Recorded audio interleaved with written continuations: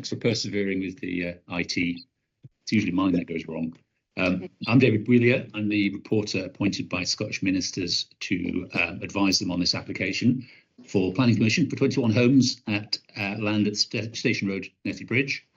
I've got my screens arranged in a slightly strange order, so apologies if I appear not to be looking in your general direction. I've tried to get them nice and close, but it looks like I'm looking out the window half the time. Today, we'll be conducting hopefully a short hearing session to discuss objections from SEPA to the proposal and the applicant's response to that, and also views of local people as appropriate. The point or the reason behind ministers' call-in was the objection from SEPA and the issue of flooding, but obviously all matters are before them, and I'll be reporting on all of the matters to do with the application, all of the issues. But today I really want us to focus on the issue of flooding. I think it's probably best if nobody bothers to mute themselves during. There's not that many of us, so we'll see how we get on. But it's sometimes easier rather than having to remember to turn yourself on and off mute. We'll see how we get on if we can all leave ourselves live, unless you know that you're not going to be saying anything for a while. I'll explain what we'll be doing in a bit more detail, but probably best if we go around the virtual room and introduce ourselves. I'll start, I think, with the applicant's team, then go on to SEPA, then the Park Authority, and then anyone else who's going to be participating. So can I ask the applicant's team to introduce themselves, please? I'm Ronald Lang of AW Lang Limited, a local family building firm. There are three directors, myself, my wife and my son.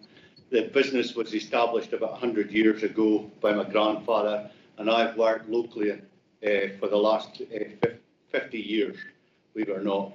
We employ directly about 35 people who also all live locally, and over the last so many years we've completed over 50 affordable houses in this area.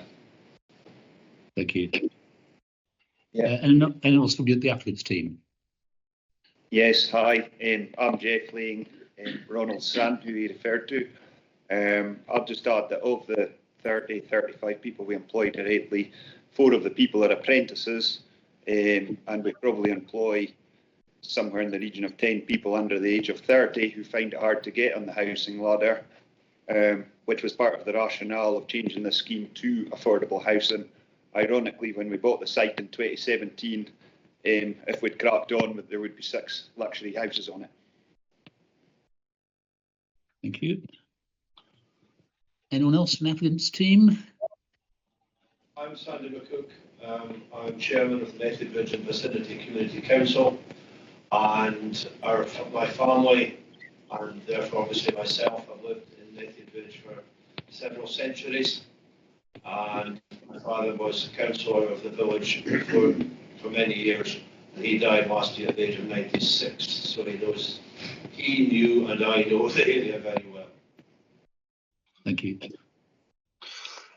And the final one in their team, I'm James Fraser, and I'm a native of Nethy Bridge. I have a property fairly close to this site in Mill Lane, and it actually is referred to the evidence from SEPA because it's a mill that they refer to going way back to called Bannagown Mill. I'm also a qualified planner with 40 years experience on my belt, but particularly specialise in the national park areas, with an intimate knowledge of it. But the reason I'm in the team, I'm not technically a member, I was the one who submitted a letter of support, a strong letter of support, and that was largely on the desperate local housing need that there is, which I'm sure will come out more fully. And again, like Sandy, parents have lived in the village all their lives, and no recollection of flooding on this site whatsoever. Thank you, Mr. Fraser. Now looking at SEPA, sorry. I was just going to say, Colin Armstrong Architects. We've been involved in the project since Ron and Jeff acquired the site. We've had a practice doing broad range of work, a lot of housing for the last 33 years, and it's affordable housing. Nobody else from the applicant's team Hello. Yeah, I'll introduce myself. My name's Eleanor Morrison. We have been appointed by Ron Lang to look at the flood risk at the site. I'm an associate director with EnviroCentre Consultancy. I have about 18 years of industrial experience in flood risk. I'm here representing a team. We have had 8 of our flood risk specialists from our water and engineering team involved in flood studies on the Nethy catchment and Spey catchment over the last 5 or 6 years or so. And between us, we have over 100 years of technical experience. We include masters and PhD qualified hydrologists and engineers, members and chartered members of the Chartered Institute of Water and Environmental Management, and the former chair of the Scottish Hydraulics Society. Thank you.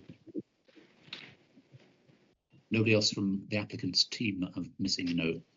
Oh, okay. SEPA. You have from SEPA, please.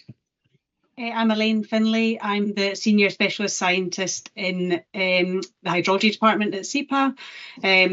I've been working in the industry of flood risk management for the last 19 years. In SEPA, working in the role of advising on land use planning for the last 9 years.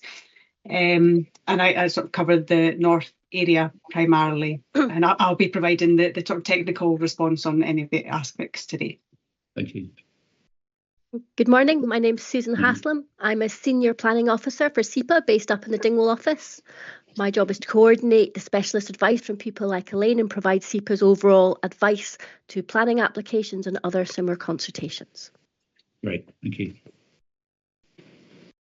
And from the Park Authority? Yes, good morning. My name is Emma Bryce. I'm planning manager and I manage the development management team here at the Park Authority. And I was actually the case officer for the planning application for the development at Nethy. Great, thank you.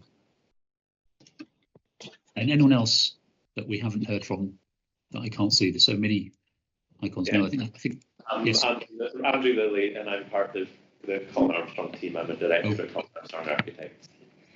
Thank you.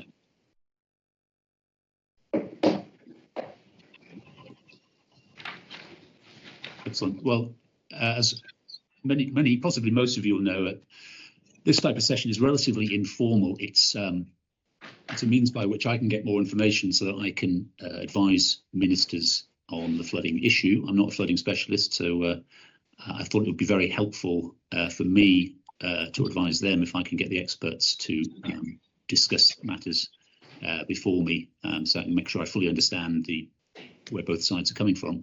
I want everyone to go away today feeling that they've told me all they need to tell me. So we're not fixed in terms of time. I describe it as a short session. I think it probably will be, but there's no time limit at all. I really want to make sure I fully understand your respective positions.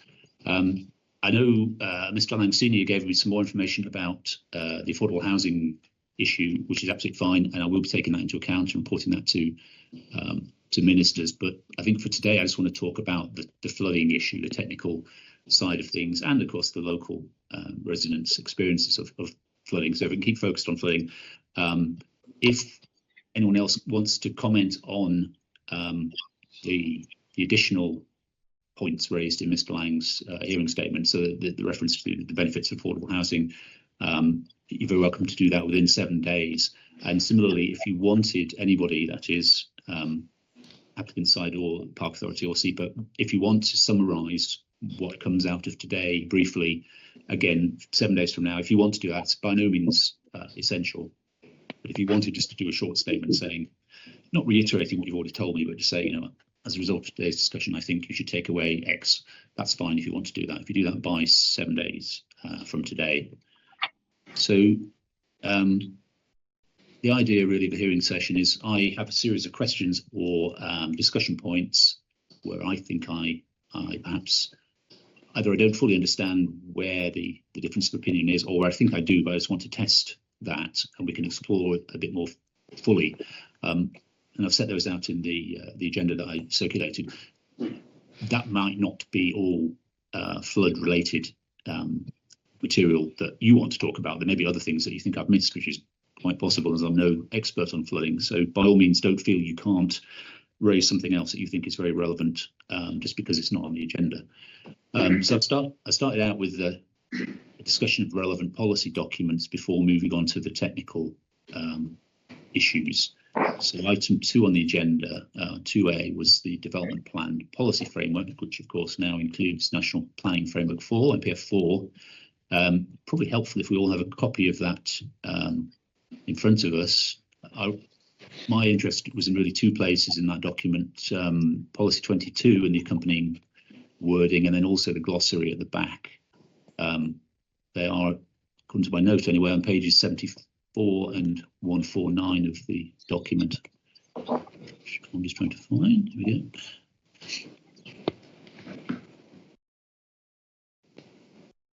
Yeah, so policy 74.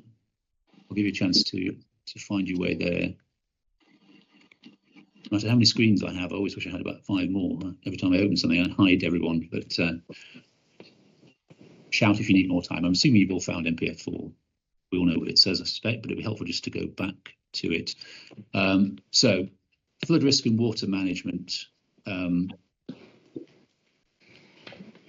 policy intent is to strengthen resilience to flood risk by promoting avoidance as a first principle and reducing the vulnerability of existing and future development to flooding. And then the actual policy itself, policy 22, right-hand side of the page,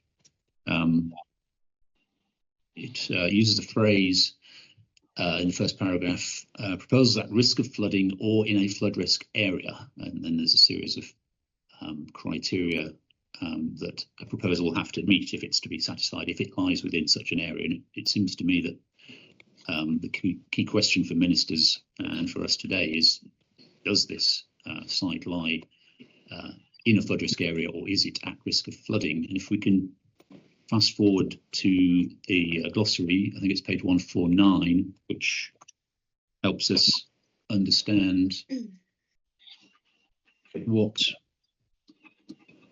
what NPF 4 means by flood risk area or at risk of flooding.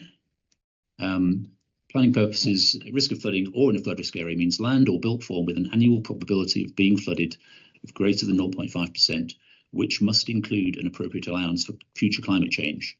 This risk of flooding is indicated on SEPA's future flood maps or may need to be assessed in a flood risk assessment.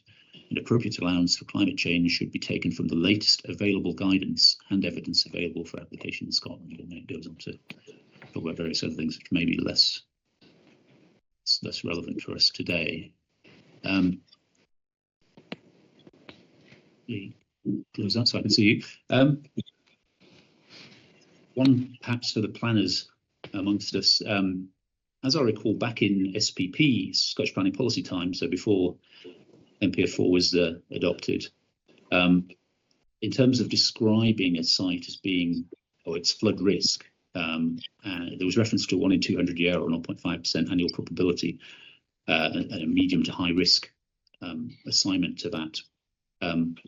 Is it fair to say that this explicit reference to climate change needing to be factored in at that stage is something new in NPF 4, and do you think that's a relevant point? Shall I start with the applicant maybe, and then we'll go to the others? Ms. Morrison perhaps is the best person to, well, you're not a planner, but you're certainly a flooding expert.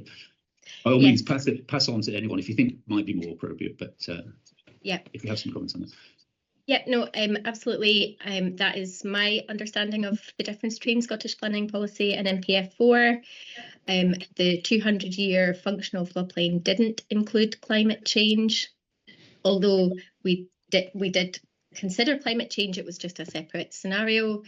And at the time of the application, which for us has ranged between 2020 and now, the majority of the application was considered under SPP. So the flood risk assessment and pre-consultation was all done under SPP, and the planning application was lodged 5 months before the NPF 4 came into play. So we feel that all of our analysis and reporting had been correct at the time of the SPP, and we've had an independent chartered engineer certify that we've followed all the correct processes, and we've got agreement on the outcomes of the study from them. And in February 23, NPF4 came in, and that's where climate change became more of a fundamental consideration in the area of identification of areas at flood risk. So that's had a bearing on the way sensitivity analysis has been done previously and now, because previously sensitivity analysis wouldn't have included climate change, whereas now it does. And I think in some of the latest obviously the NPF4 was worded in such a way that it became adopted overnight, but there's been a crossover for this study where NPF4 has been used to retrospectively review our flood risk assessment, which had been done under Scottish planning policy.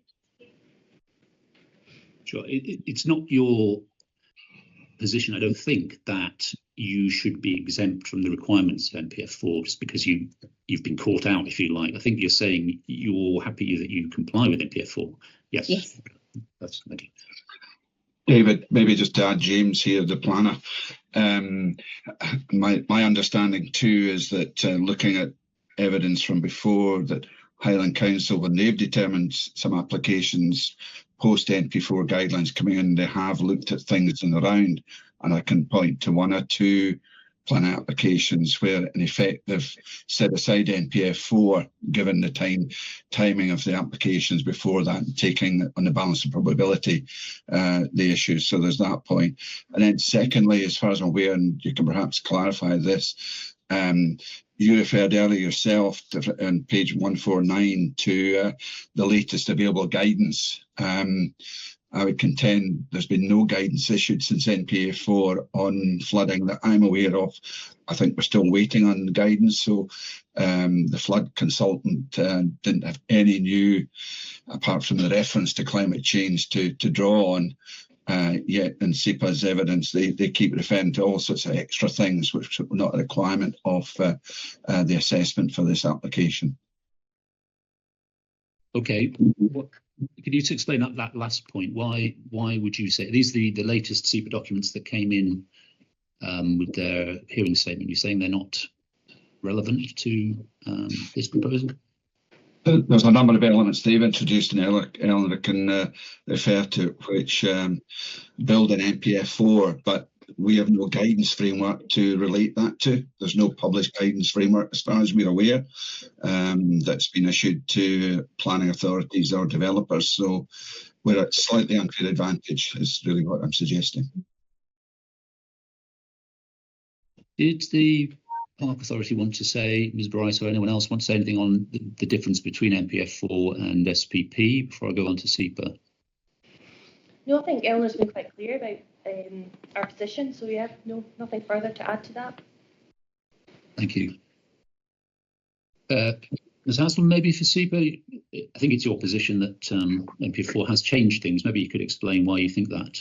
Yes, it has. And I think Eleanor has described the situation very well. Then in relation to SPP, then SEPA provided advice in relation to the 1 in 200 year event and made recommendations about climate change.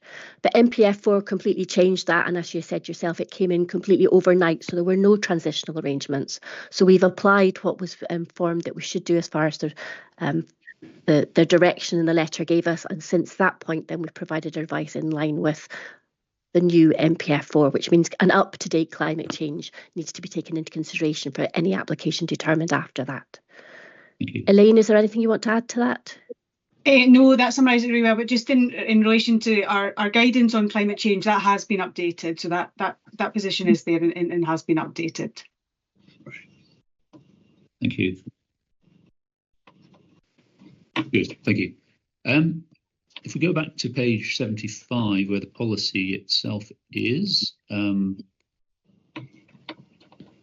it seems, I think somebody had mentioned part B of the part B. Sorry, I'll get there eventually. Right. Page 74, I should say. I might be wrong. I thought somebody had mentioned part B of the policy, but it seems to me that we're really talking about if if the site is at risk of flooding or in a flood risk area, we're really talking about it's part A of the policy. Do people agree with that? It seems to be subsequent parts. Well, part B talks about small scale extensions and alterations to existing buildings. Is anyone saying that that's relevant? I may have misunderstood, but I thought somebody had referred to it at some point as being irrelevant. It might have been a typo. No, fine. No, See, so, there's on page 5 of the report, item 10. right. Both 22A and B apply. Right. Well, I hadn't mentioned it, but that might just be a. Well, unless the council, sorry, the Park Authority, or SEPA. Yeah, I can explain that element. It was just that there are two essentially exemptions from the policy, and they're A and B. And yes, you're quite right. It was just rather than just mentioning A, we've said both of them, but without doubt it's A that refers to this specific application. Thank you. No, that's helpful. Thank you. I know I'd read it somewhere, but I couldn't recall. Excellent. Right. So going to part A. There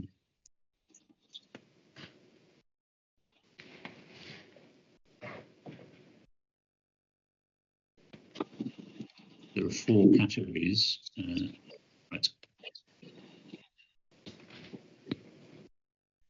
So development proposals at risk of flooding or in a flood risk area, and we'll come to whether the site is, but assuming it is, then 4 matters would, or 4, it would only be permissible if 1 of 4 criteria could be satisfied.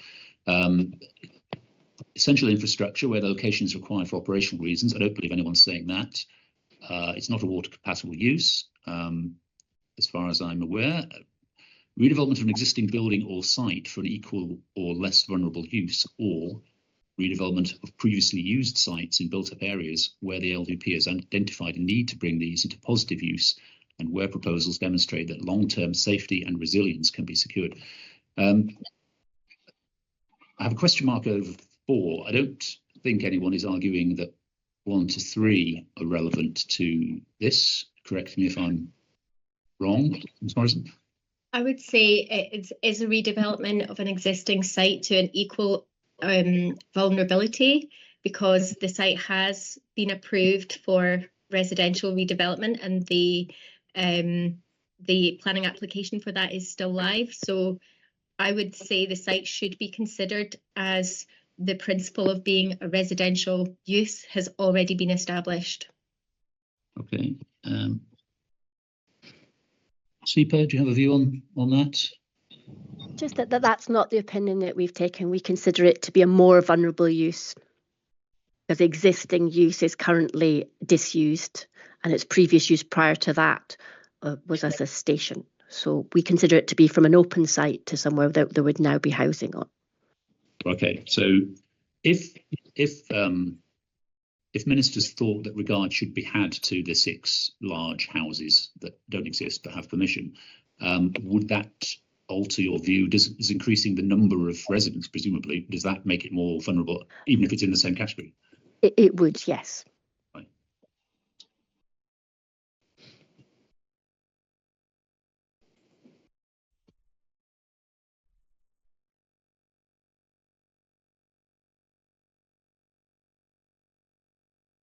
Park Authority, I know you're in a slightly unusual position in that you're not fighting the applicant on this as an authority. So I wouldn't necessarily jump in to ask what you think, but do want, by all means, do contribute if you have something to say, or want to agree or disagree with one side or the other. On point 4, then. Redevelopment of previously used sites. I think everyone agrees it's a previously used site in a built-up area. I think we're agreeing that. But it then goes on to say where the LDP has identified a need to bring these into positive use and where proposals demonstrate long-term safety, blah, blah, blah.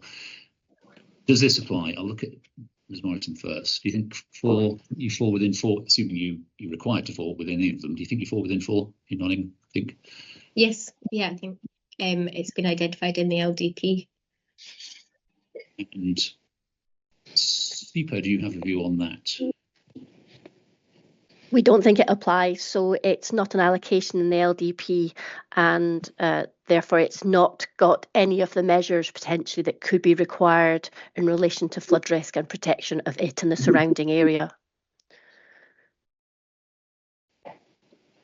would like the Park Authority's view on that. That's right. It's not actually allocated, although it's within the settlement boundary and therefore in principle okay for development. Is that right? Super right to say it's not allocated for development? That's correct. Thank you. Presumably, where it has an existing consent.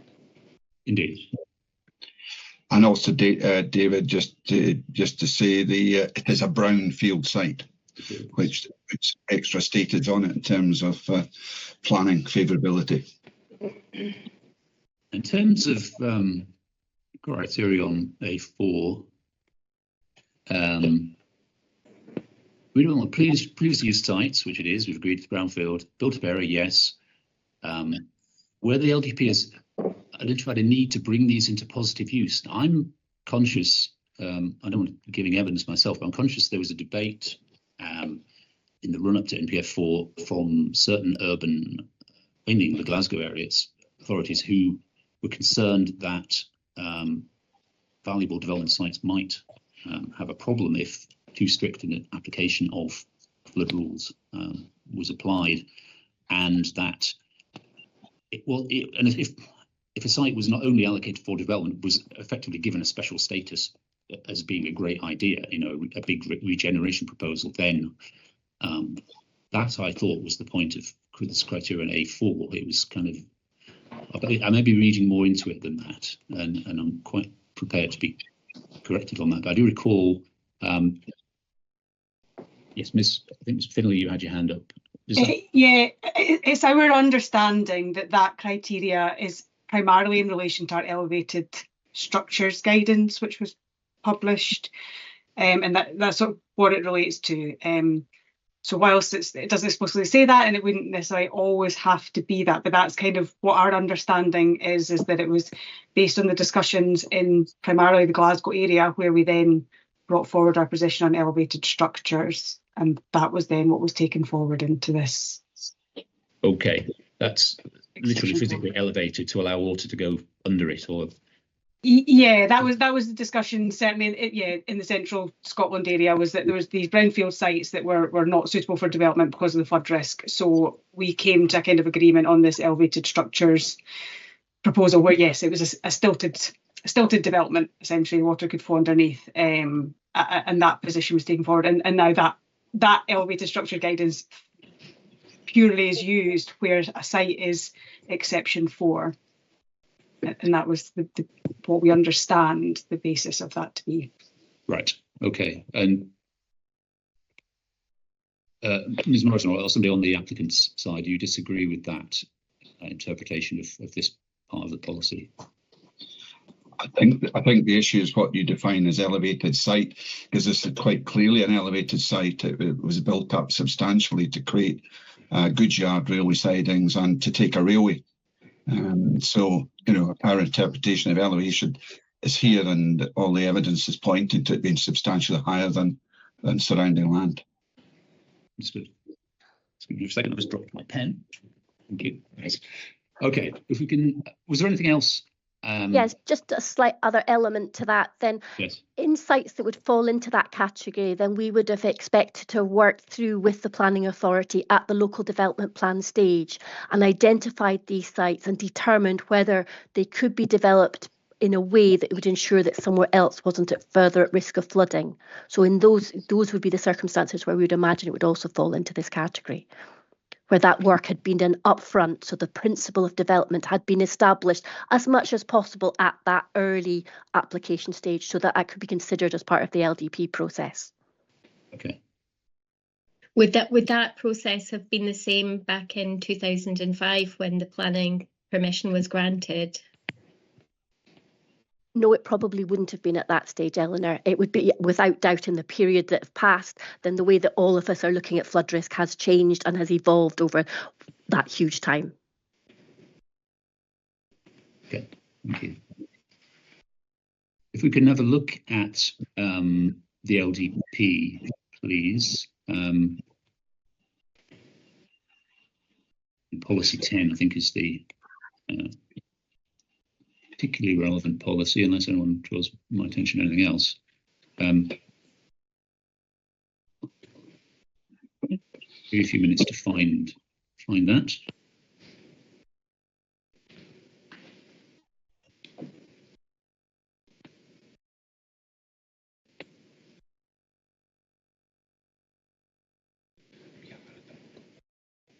Are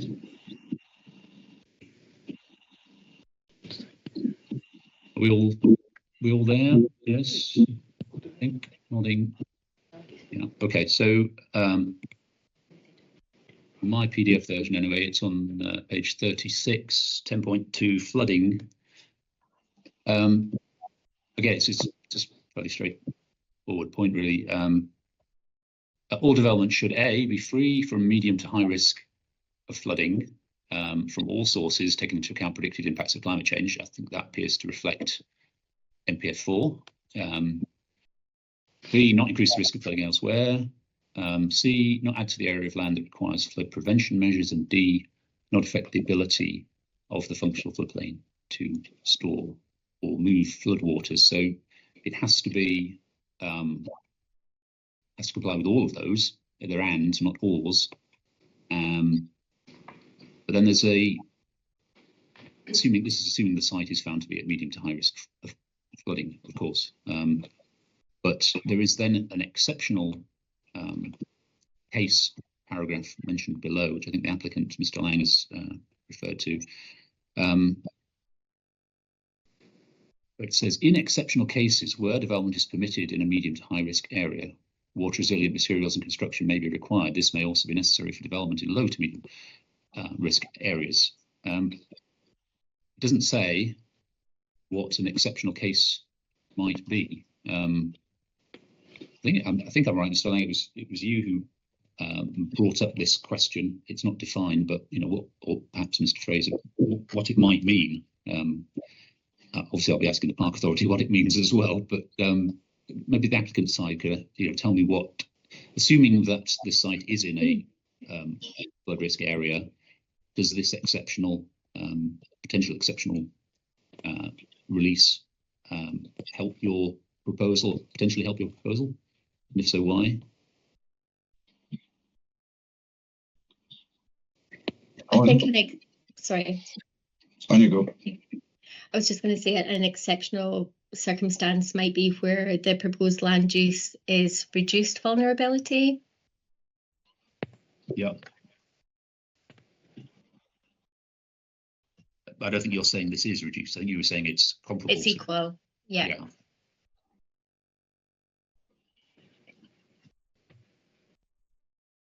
I mean, yeah, I think the same would count for equal. Okay.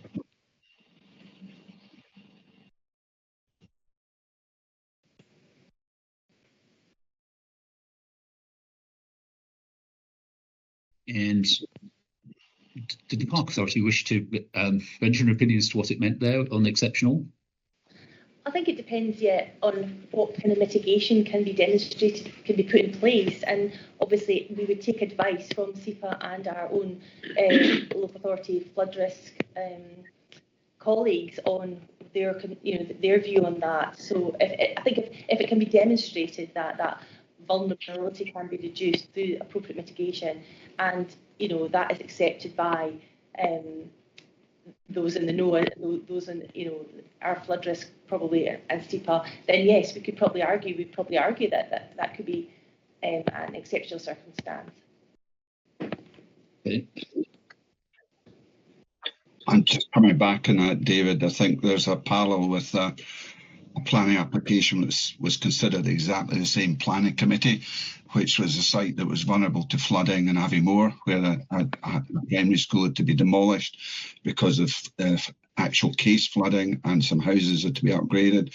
But with some mitigation measures, the Park Authority deemed that acceptable. Ironically, Eleanor's team undertook the flood risk work on both sites, and the Aviemore site didn't carry an objection from SEPA because of the mitigation factor that was possible, and it got approval from the Park Authority. Okay, so are you saying perhaps that's the key? If the mitigation is such that SEPA doesn't object, then that might qualify it as an exceptional case, or is it's not conditional upon SEPA? I guess you'd say it's not conditional upon SEPA if they're being too hard line. But you're saying certainly that there's a ground for an exemption even in a vulnerable use such as residential. Yes. I suppose my question before I go on to Ms Haslam, because I know you're, well, I'll ask you first, because I don't want to put words in your mouth. Did you want to come back on that interpretation? I did, kind of both Eleanor and James's points together. Then yes, the school in Aviemore is an interesting alternative example. It's exactly one where the change of use is to a less vulnerable use. So it is a reduction in use, not in use, apology, in vulnerability. However, exactly, I guess both the points that James and Eleanor made, there was a lot of work done on that site to ensure that there being a reduction in risk elsewhere, risk to the development, then also was a lot of work done to ensure that there wasn't any risk elsewhere. So there was significant mitigation measures put in place to make sure there wouldn't be any off-site issues. So it essentially joins both of those elements together. Okay, thank you.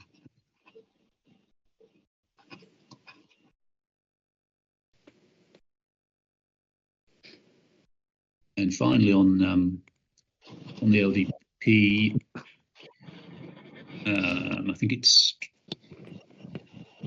what page is on. From the reference in a second.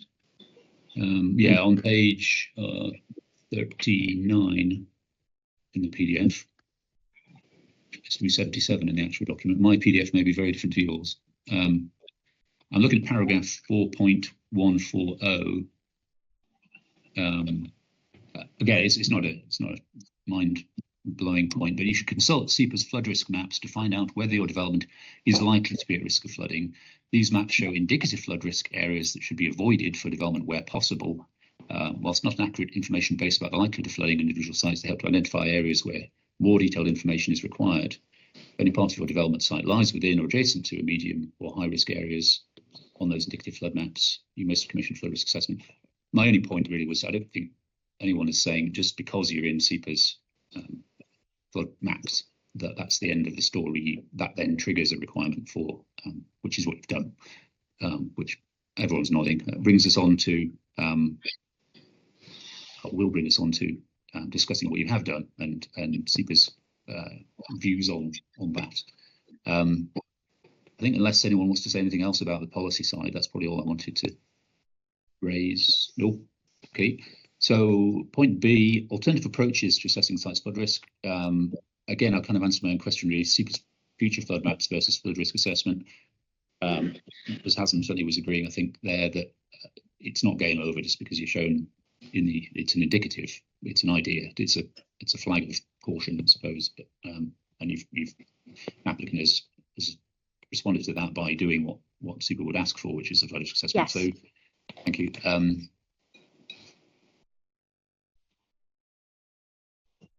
One thing I did want to question on the flood maps, I think I'm right in saying it's the future potential scenario in 2080, but I think you said, Sue, but it hasn't caught up with the latest climate change, worsening climate change assumptions. Is that right? Can you just explain when it will be updated, or if it will be updated, and what implications that might have, or if it's not possible to say at this stage? I'm not 100% sure when it will be updated, but essentially when so I think actually our future flood maps at the moment are based on the data from UK CP09, because that only gives it doesn't, when you get the climate change updates, it then has to be modelled separately to give your river flow updates. So it is a long process that has to be undertaken to get to the point where we actually get the increases in flows. So yes, there is a lag between when the new data becomes available and when that can then be in a format that can go into our new maps. So when it does become updated, though, it would likely increase the flood extent because it's an increase in climate change allowance for that area. Okay. I don't think anyone's saying ministers need to wait and see what happens, because we've gone beyond that. We've gone to the more detailed stage with Ms Morrison and colleagues. Just for my own educations, I think it was the committee report, I'm looking at Ms Bryce here, mentioned Nethy Bridge's potentially vulnerable area in the Findhorn, Nairn and Speyside flood risk management plan as a result of that national monitoring. As I say, it's probably not a major point, but do you know any more about that and what you've said in the committee report, what its significance is, what its weight is relative to other things? Can you clarify where that is in the report? Sorry. I believe it's in the report. I read it somewhere. If it's not you, then I apologise. I read it somewhere. Is reference to this flood risk management plan for those rivers, and it's identified the village, the town. I'm not sure which you call yourselves, Nethy Bridge, but it's the settlement is identified as a potentially vulnerable area. Unless I've just dreamt that. It wasn't a major bite anyway. It was an interesting aside. To be honest, I don't. Can I confirm that it is registered as that? A lot of that is to do with the bridge upstream. Sorry, I didn't hear that. It is registered on that, but a lot of that is to do with the bridge upstream. Right. Okay. I think that the definition is catchments identified as being as potential risk where the impact of flooding is sufficient to justify further assessment and appraisal. So it's really just flagging up areas where further assessment and appraisal is required. Yeah, fine. So it doesn't really take us any further. That's what I suspected, really. But I need to ask just so ministers have the full picture. Now we get into the areas where I'm certainly no expert. Alternative approaches to assessing flood risk, river flow analysis, and it seems to be there are three methodologies potentially. One of which the applicant favours is based on statistical analysis of measurements taken, although not taken in this particular river. I think I'm right in saying, as opposed to measures based on rainfall, which the applicant says would be less accurate or inaccurate for a river catchment of this size. Probably best, because this is getting to the kind of crux of where the disagreement is. Maybe if Ms. Morrison or anyone on that side of the argument could explain to me in layman's terms, please, the benefits of the statistical analysis. Why you say, because I know SEPA has come back on in their hearing statements, come back on some of the points you made, which I hadn't seen before. So if you want to address those now or as we go along, but really why you say that is the approach that should be taken, and why the other way of doing it is inherently likely to be inaccurate and overly pessimistic on this occasion. Yeah, well, statistical analysis draws on the monitoring data that has been gathered for decades roundabout and throughout the country. So it looks at data from over 1,500 stations, I think, from throughout the UK, but it puts a particular weighting towards local stations.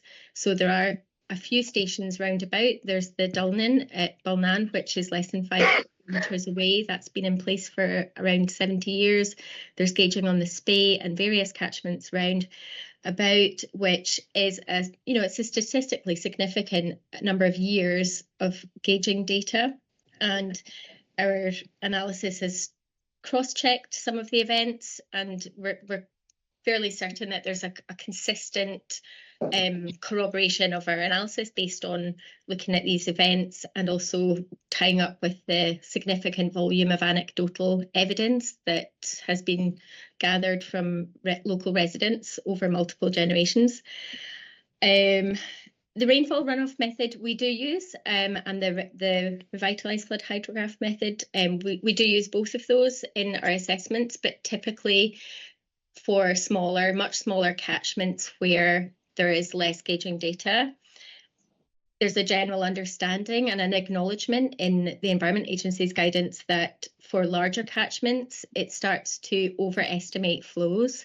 And the Nethy catchment is around 100 square kilometres, which we would consider to be a relatively large catchment. So our understanding is that the rainfall runoff approach, because it applies a rainfall event across the whole catchment area, which is not a realistic or less realistic representation of flood risk because it's covering such a huge area, is likely to overestimate. And we've gone back and looked at the data as well, and we feel that the rainfall runoff analysis is overestimating compared to the gauged data. Thank you.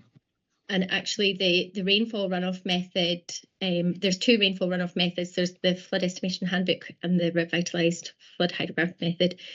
The rainfall runoff method is widely understood to be superseded by RefH2, And in the Environment Agency's latest guidance, it's very much not explicitly recommended to use it for anything, for standard flood risk assessments. You might use it for things like reservoir studies, but generally speaking, we should only be using the RefH method. Okay, so just so I note that correctly. Okay, so yeah, the RR rainfall runoff. So down south, they're saying don't use it for this type of scenario. Is that right? But the other one you could use, the flood hydrograph or statistical analysis. Yeah, it's useful for comparison. We tend to run it just for comparison purposes, but we certainly, through our collective experience for catchments of this type, we would suggest that the statistical method is preferred. Okay, I understand that.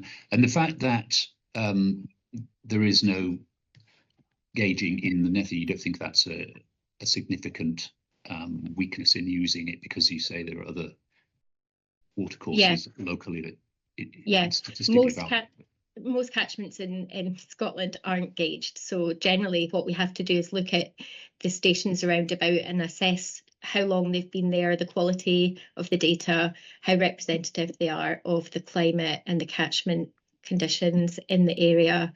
And in this case, there is a relatively dense network of long duration gauging, which we feel is robust, especially when it ties up with the anecdotal evidence. Sure. I think it's probably fair to say that nobody can remember 200 years ago, or no. Neither is the gauging data available for 200 years. We'll come to the question about historical records, etc. But you're talking like 70 years worth of data, and probably a similar, perhaps longer, for some residents or residents' parents. Anyway, you can remember further back than that, but a long period of time, but perhaps not 200 years. You'd say that's fair, yes? Yes, and that's obviously accounted for because we're using a large number of station years from throughout the country, which help to add more depth to that. And we've looked at, most of the floods that have occurred are probably smaller return period than 1 in 200 years, but you can still, verify your model against that to check that the return period is aligning as you would anticipate, and that's what we've done here. Good. I can understand that. That's good. That's good. What I thought where you were coming from, but it's nice to have it explained to me as to why that's your position. SEPA, I know that's not your position. Can you explain to me why you disagree? So it's an ungauged catchment, so there's going to be high uncertainty in estimating the flows, higher than there would be on a gauged catchment, although even on a gauged catchment there's uncertainty because, as we know, you have to extrapolate because we don't have records going back over 200 years. So this catchment, there's nothing to exclude it from either method. Yes, it's not small, but it's equally, I wouldn't consider it a large catchment. The Environment Agency's, the guidance is not to use rainfall runoff where you're over 1,000 kilometres squared, whereas this catchment's just below 100 kilometres squared.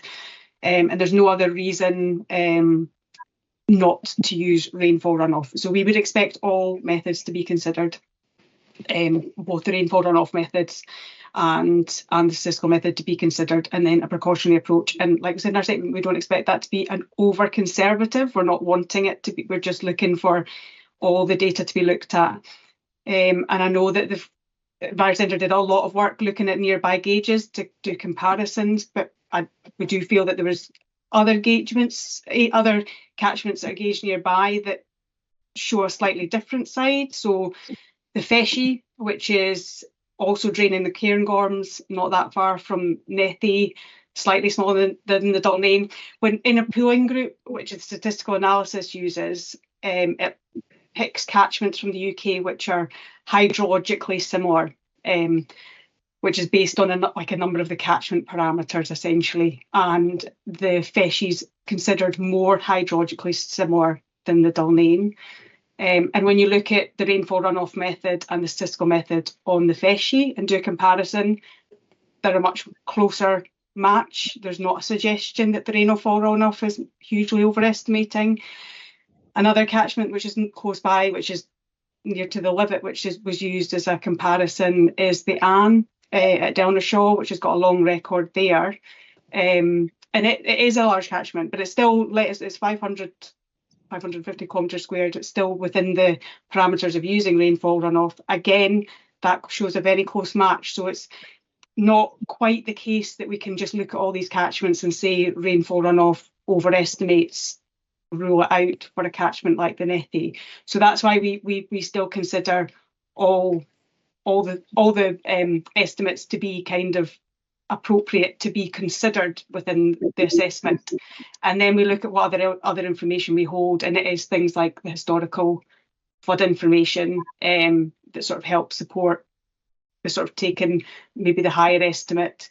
And then Envirocentre did a lot of work as well, looking at a sort of verification using an event, the 2009 event.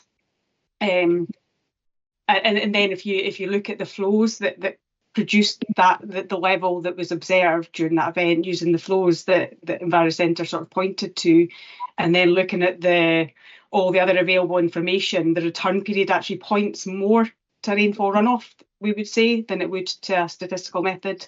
So sort of taking all those things on board, we think that a precautionary but not overly conservative approach would be to take the rainfall runoff flows. Thank you. Ms Morrison, did you want to come back on that? Any of those points?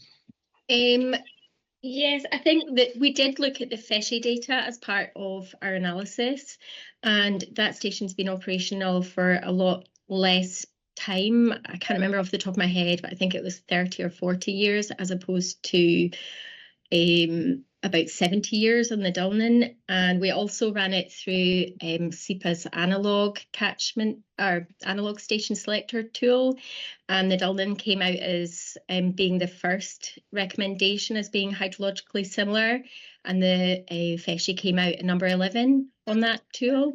I'm not quite sure, what the difference is exactly, but that was one indicator to us that the Dullin was suitably representative, and it's it's within 5 kilometres of the site as well, whereas FESHI is, I think, over 20 kilometres away. And the Environment Agency guidance does make note that stations of closer proximity should be given higher weighting than ones further away. So that was why we chose that catchment. So the Dullin is about, nearly 3 times the size of the catchment. And if you run all the methods in comparison, the statistical and the 2 rainfall runoff methods through that, the design flow that you get from the statistical method is about 2 times higher than anything that's ever been recorded in 70 years in the Dullin.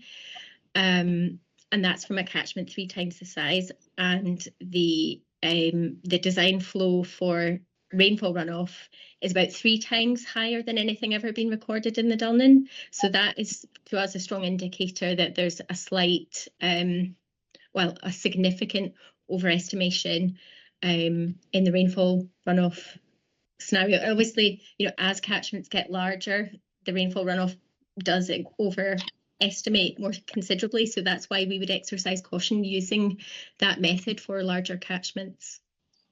With that in mind, do you think it's probably wasn't really particularly useful to have looked at the Spey? Because I think that has quite a massive catchment in terms of what that was always going to tell you about rainfall runoff being no good.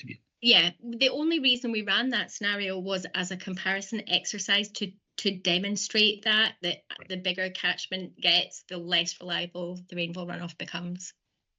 That was never, considered to be an equal comparison. Understood. Yeah. Can I just another thing that we noticed about the Dullin when we were looking at it is it does have quite an odd record. So I think within the applicant statement they actually put the annual maximum series graph in.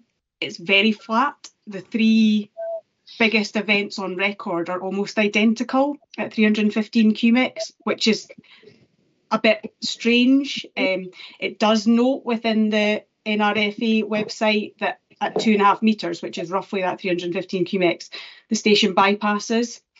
So I'm not sure if there's something there, but certainly using single site, if you look at the flood frequency curve, the 200-year increase is 1.7. Is the growth factor is 1.7. So that's like the growth factor from the annual the QMed estimate to the 200-year, and that is considered exceptionally low. That's sort of below what you would consider the norm. And certainly the recommendation is that if you've got anything out with 2.1 to 4 as the kind of standard range, then you would sort of look at that and investigate further as to why that's producing. So I'm not quite sure. It might be to do with upstream floodplain storage. It could be to do with bypassing. Also, it's downstream of a bridge, which might be slightly controlling flows, but it is one that sort of pops up as being slightly unusual and possibly not a preferred one to then compare other sites to. It is identified as being suitable for pooling, and it's been used not in isolation. We've incorporated other local stations as well. I think the Spey has a sort of similar pattern. The peak floods have a sort of similar pattern. So we're really drawing the comparison to Dunnan just to kind of verify our analysis. We're not using that as the sole evidence. It's part of a bigger picture.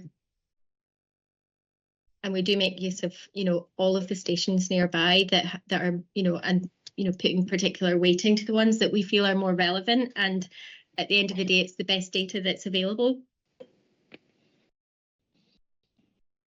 Okay, just so I understand it, you say you looked at the Feshy, although that was ranked 11th most similar as opposed to the Dolman, which is the best, or apparently on its face, the best comparator to use. But I didn't see mention of the Feshy in your analysis. You're saying it was there, you did consider it, it was in with the statistical analysis, whereas, SEPA actually looked at that, focused in on that, and looking at that, they said, well, actually, it looks very much comparable to the Nethy. But you're saying you did take account of it, albeit you gave more weighting or you were more interested in the Dolman because you thought that was more comparable and closer. Is that right? Is my understanding right? Yeah. Yes. Right. Okay. And it has a much longer record as well. Right. Yes. Yes, you said that. Yeah. Yeah. Question for SEPA.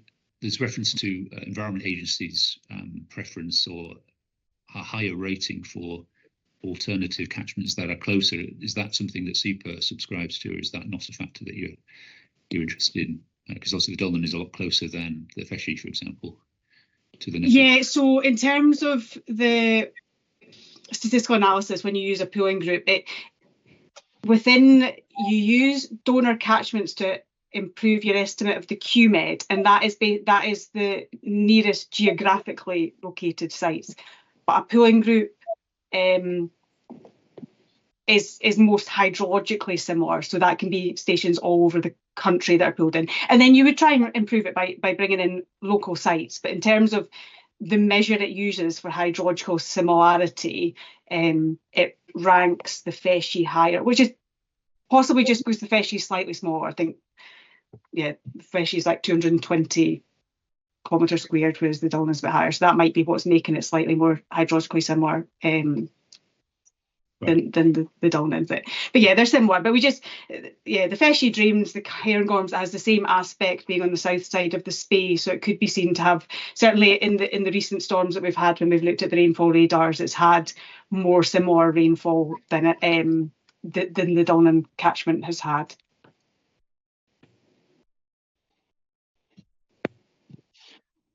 Do you disagree with any of that about its similarity, its response to recent storm events, etc.? Ms. Morrison, you accept that? It is a similar catchment. I can't say anything on the rainfall radar because we don't have access to that. That's a sort of data set that's not freely available to us. But the Feshy, I think, has, it's a higher elevation and higher rainfall, I think, as well. So we certainly have considered it as part of the picture. but we consider the most closely aligned to the Nethy catchment. Thanks.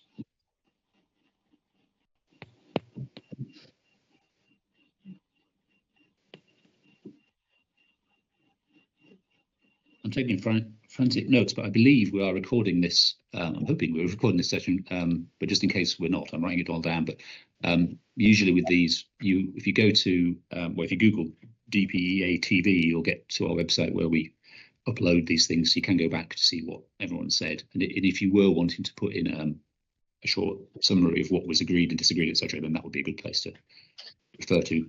I apologise if it's not being recorded. I'm sure it is, but that's usual practice. Yeah. I would just add as well that the independent engineer who certified our assessment confirmed that the method that we had applied was most appropriate.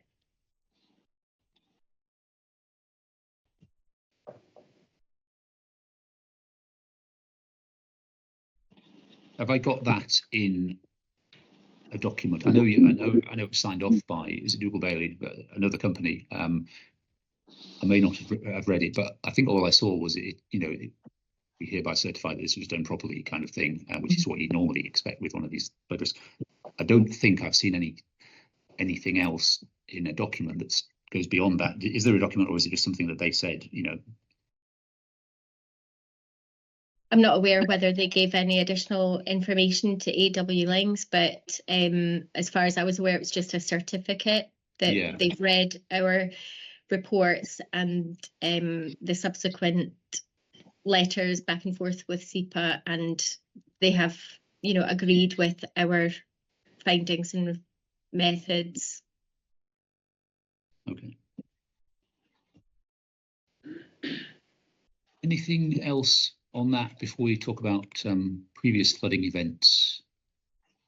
I'm confident I now understand a lot more than I did. I'm sure I understand a tiny amount of what I need to understand, but I know enough to be able to advise ministers, I think, which is very helpful, which is really why I wanted you here to run it through, so I can actually make sure I understand what you're saying. Well, as far as I'll ever understand. Anyway, I understand enough. Nothing else on the sort of methodology. So item C, previous flooding events, of which there have been a few. I think I missed out 2009 possibly in the list, because that was another thing where we had some evidence of what happened.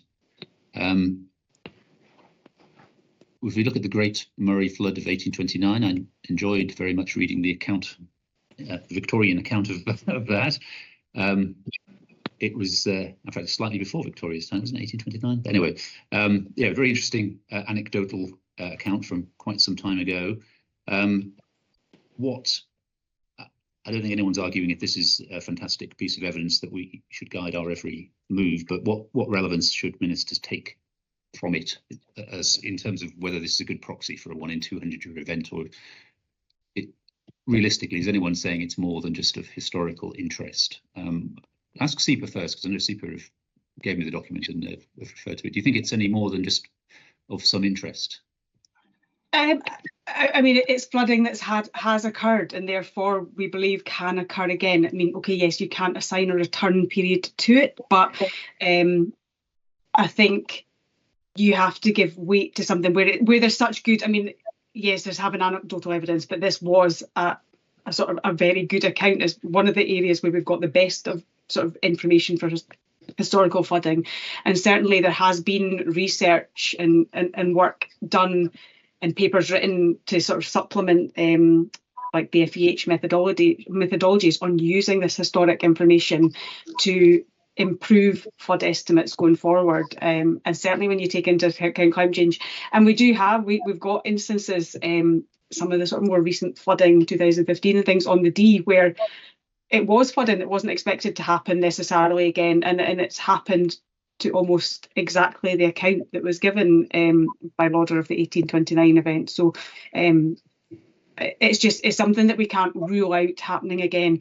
And I know there's been a lot of discussion on that event specifically, and the fact that a contributor to the flooding was this sawmill being washed down into the bridge, and we acknowledge that might have been a contributor, but we can't rule out blockage scenarios occurring at structures. I mean, it's a big bridge, but it's not a clear span bridge. It is arches which could be susceptible to blockage. There is riparian woodland upstream, and the blockage scenario that's being modelled is not overly conservative. So whilst there's been changes in the catchment, and we also appreciate that the site what has been raised since then, we're not disputing that, and we were never looking for a flood risk assessment to come forward and prove that site flooded. We don't know what happened in 1829. It was more just the flood risk assessment shows that the flows that we believe to be more appropriate show the site to be flooded, despite the fact that it has been raised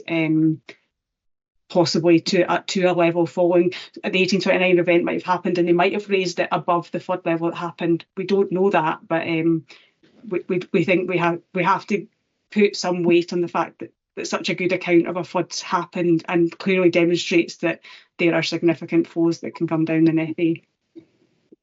Mm-hmm. Ms. Morrison, did you want to come back on this? Yeah, we've also been through the account, and I don't think it's possible to really pick out from the text whether or not the site itself was affected by that flood event. And I think James has some good local knowledge of the history of the mills that would have been along the river, which we have drawn on for our appraisal as well. James, do you want to talk a bit about that?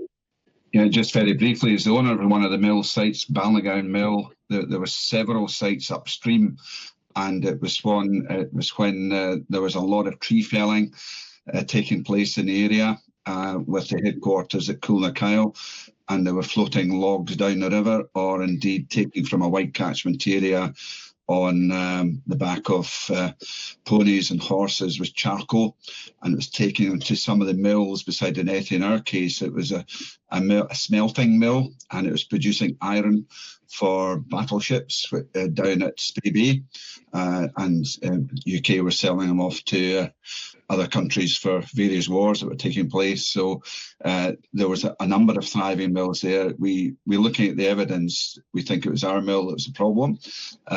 There was mill lades created off the river, and actually the river itself would be blocked over, and there's still evidence of the old rails from the iron rails where they would block the river and divert the river to give the power to power the mills. And that's what happened in our case. There's still evidence of the mill there with our lades, and also the stone area where the wheel would have been posted. But we've owned that site now since 1986. Never been flooding near the site. No risks whatsoever on the sites. That's a fair length of time we've owned it, and we knew the previous owners quite well, as my parents did. We were great friends, and they were the coal merchant who were working out of the railway station yard where the coal we delivered, and it was a coal yard, and delivering coal to the various residents of the village. So there's a rich history there. So in factual terms, there's no mills left, obviously, and there's houses on most of the mill sites. And secondly, there's been a lot of work done in recent years by riparian landowners who have removed substantial trees from near the riverbank, and that goes back to the issue of the danger of the bridge damming. A lot of proactive tree management has been taking place upstream for amenity grounds and other grounds, and Sandy McCook has been party to some of that. Yes, there was a lot of timber removed from the river recently, but one of the problems James mentioned there was that there was weeds running from the river through these mills, which obviously in a normal circumstance is taking water from the river to the mills. So as soon as you get a flood to that extent, you're obviously going to be taking a lot more. Now, as I said earlier, my father died last year at the age of 96.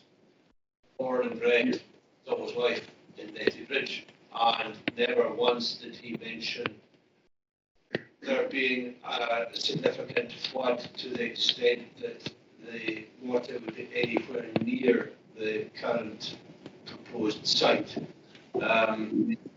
It just never happened. And if there was a lot of water coming down, the bridge which Thomas Telford designed, in his infinite wisdom, would take a 1 in 200 year flood. Currently, that isn't the case because there is silting. But it's nobody locally, probably my father was the last of that generation in the village. It's never been an issue, never been anywhere near that. And even the 1966 flood was fairly extensive to come anywhere near. The Spey comes up, Nethy comes up, but the Broomhill Road, which runs from Nethy down Station Road to Broomhill, at times at Broomhill it has been underwater, but nothing, it's still within 3/4 of a mile of the current proposed site. Thank you. Thank you. I think also just when interpreting these historic accounts, when they're talking about buildings being washed away, many of those buildings would have been powered, through the mill, through water, or they may be, ancillary buildings to the mill, which by necessity had to be close to the water and wouldn't have been built to current building standards. So the fact that buildings have been washed away doesn't necessarily mean that it's statistically evidence that we should be drawing into this. I think it is obviously useful information, and we have really given it a lot of analysis, but we don't think we can apply that event to this development site, considering the specifics of that flood event, and also the fact that since that event the railway line was brought into the village, and there would have been considerable efforts made to protect the road and the railway to any, at the time the railway built, it would have, the 1829 flood would have been in people's memories, and they would have designed to make sure it didn't happen again. Thank you. Anything? I just mentioned that in the book The Muddy Flood, the author mentions that when he's been speaking to people, the height of the Spey was 20 feet above its normal level. Now, looking at it this morning as I came past, I would reckon that the deck of the bridge at Broomhill is about 15 feet above the normal level, and there is a lot more of a difference. So that's allowing it would have been let's say 5 feet above the deck of the Broomhill Bridge.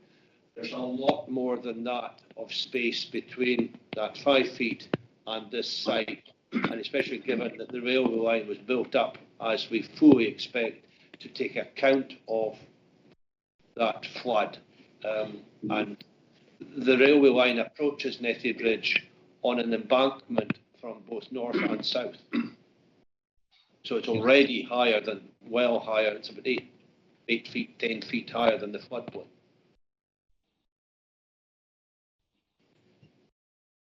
Okay, thank you.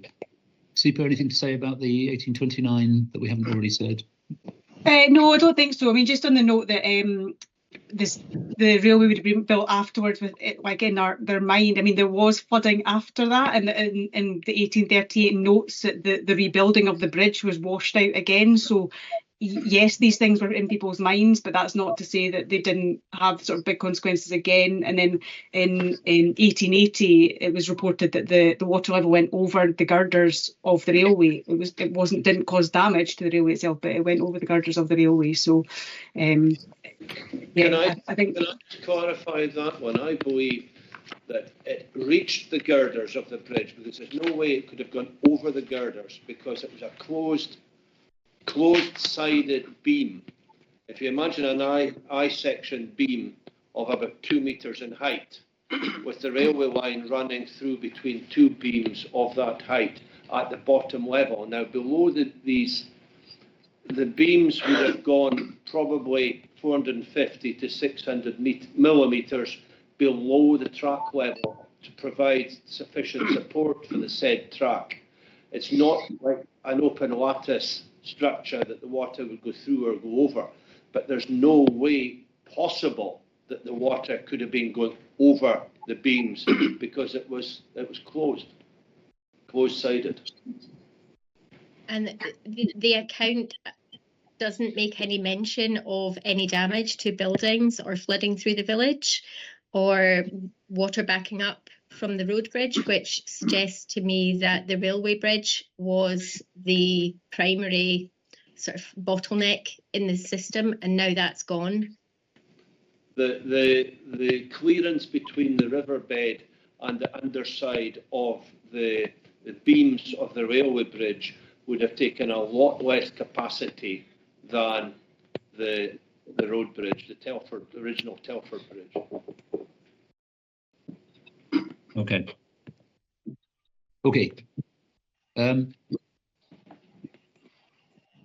We then got the 1966 event. I think there was just one event. I think somebody mentioned spring 66 and somebody else mentioned December 66, but I think it was the same. I don't think we're saying there were two floods in that year.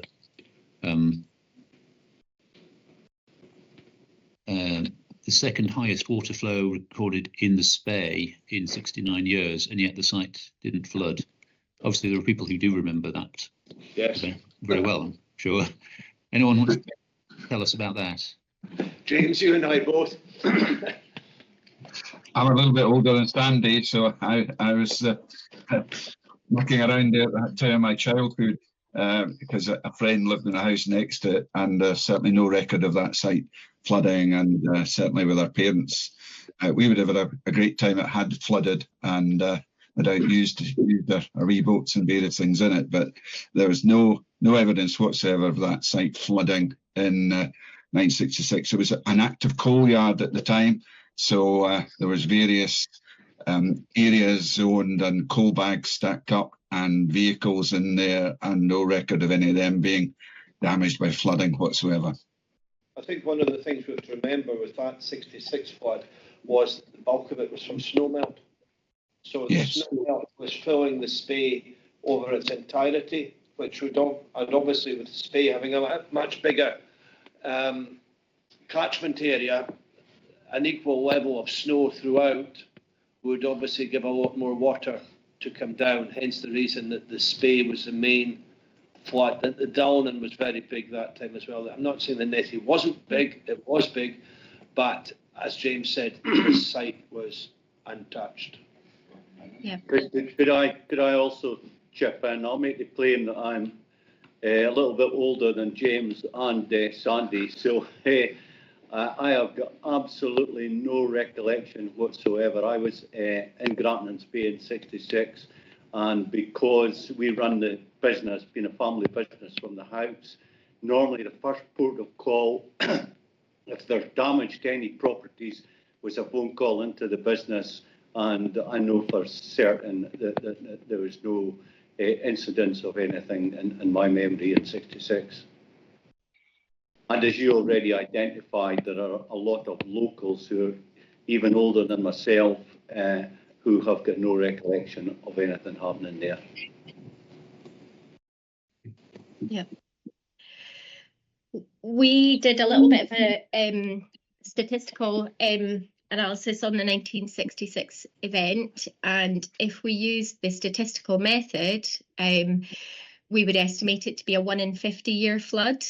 If you run the same scenario through rainfall runoff methods, it would come out as a 1 in 5 year flood, which just doesn't seem to tie up with the anecdotal evidence.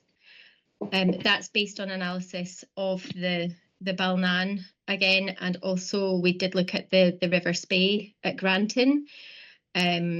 We estimated it to be about 1 in 70 year flood on the basis of a single site analysis, or a 1 in 40 year event if you bring in the pooling group into the picture. But again, as we said earlier, the rainfall runoff over extrapolates for a catchment as the size of the Spey, so the rainfall runoff told us it was a 1 in 2 year flood event. So we can discount that as being not applicable method for that one. But I think that it does support our statistical analysis. Can I just come in? Sorry. Should we finish the applicant side and then let's see if we come back on all the points? I don't know who that was who said. Somebody from the applicant side? Yeah, I was just about to speak there. Yes. I just looking at the SEPA 1 in 10 year flood map and relating it to the floods in 66 and 90. And in the 1 in 10 year flood map, it shows all the properties in the Mill Lane area, which is just upstream of the bridge on the north side, all been inundated. Now, you know, we can talk about flood frequency curves and statistical methods and rainfall runoff methods, but I just feel we've got some hard facts here. We've got a map produced, you know, by SEPA, which is indicating that every 10 years, as I understand, part of the Mill Lane area is going to be flooded.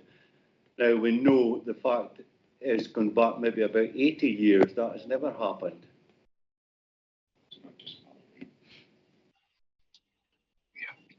Thanks.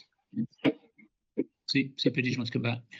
Yeah, initially I was going to come back on the sort of looking at these bigger events here and the 66 event that was brought in and the analysis that was done on the Spey. I mean, the flood mechanisms for flooding on the Spey is quite different from the tributaries, and we can see that in the event in October last year when it was a significant event in Abbeymoor. There was a lot of flooding, and it was about 1 in 25 to 1 in 30 year event on the Spey, whereas the Feshie was less than 1 in 5. The Dullin wasn't, I can't remember what the Dullin was, but it wasn't as high as that either. So, yeah, just because the 66 event had a big event on the Spey, I don't think we can necessarily say that the same thing happened on the Nethy, because that's not how we see, like, that's not what the evidence presents itself for the other events that we've had when we have got data on these small tributaries. In terms of our flood maps of 1 in 10 year, I mean, we acknowledge that there are uncertainties in our flood maps, and we use them as part of our evidence for screening. That is not what we've made our decision and our position on. Our position is based on the flood risk information that's come from the detailed flood study. That's what we've based the decision on, not our flood maps. So, yeah, I acknowledge that the 1 in 10 year maps, there are the assumptions that are used to create the maps can lead to uncertainties, in particular in the 1 in 10 year event, with some of the assumptions that they have greater significance than in the bigger events. Thank you. And then we had 1990, February 1990 flood, the highest water flow recorded on the Spey. Again, I think everyone's saying the site, no evidence the site flooded. Many people remember that.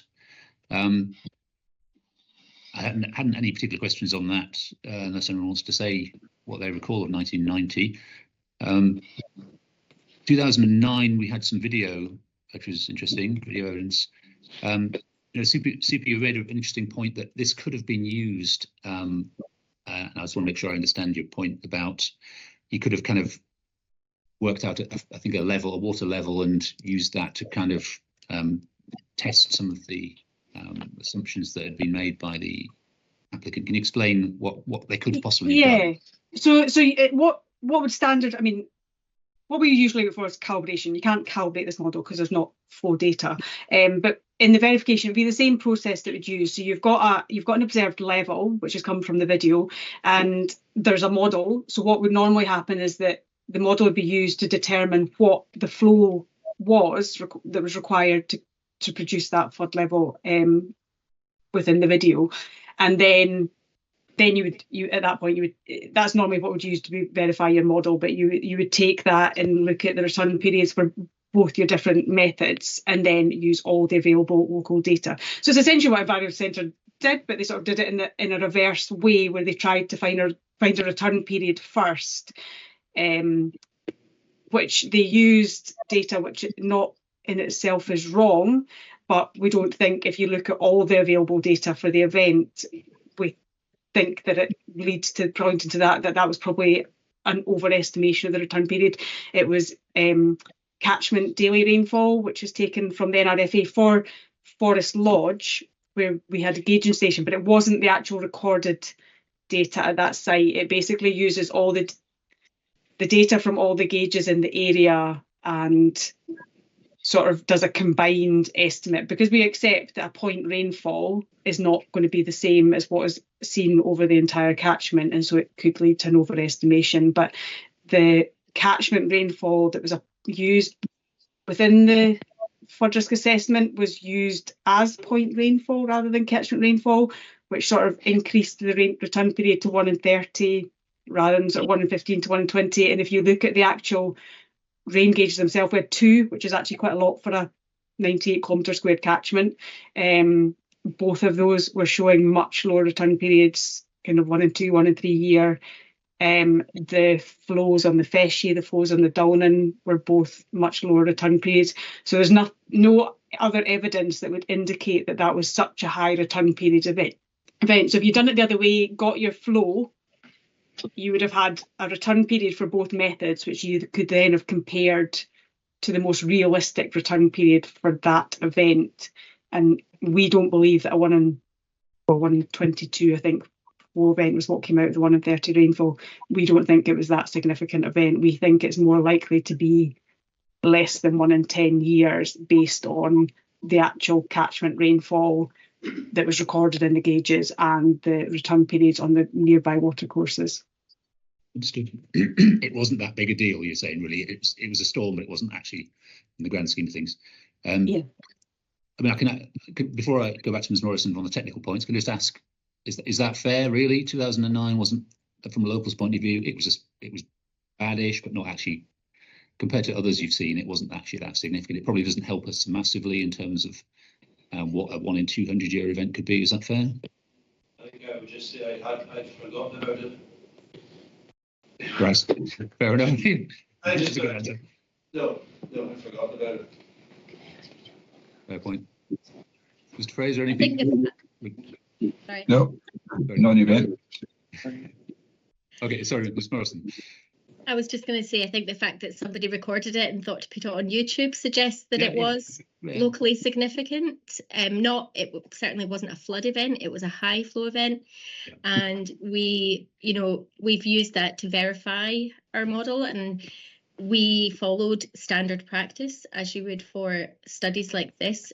I would say in my 18 years of experience and speaking with others in the team, that is this a fairly standard way to go about assessing the event and verifying the model. I think to then start bringing in, multiple data, from different sites, it's beyond what you would normally do for a verification event. And the guidance is for verifying models, as I understand it, is that if your model is within 150 mils, the predicted water level, that's kind of what you're aiming for. And our model sort of tied up within, I think, about 3 centimetres. So we took that to mean that, it's not proving that our model's right. There's no such thing as, 100% correct model, because there's uncertainty in all models. But to us, that was a significant verification that the model was functioning as expected. Okay. And then we have the October 2023, very recent event. We had some photographs from the applicant.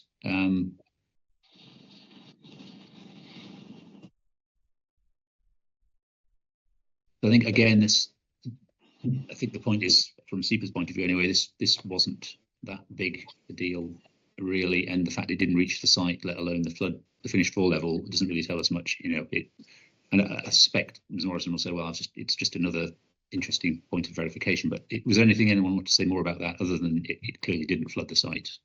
I think it's not just about, it wasn't such a big event, it didn't flood the site, so it's not relevant. It's the same. It would be the same process as what was done for the 2009 as what we would expect. You had there's photos there, so they could have been used to obtain a flow estimate, rather than this method of taking flows from the Downan, which is not sort of standard practice to do that.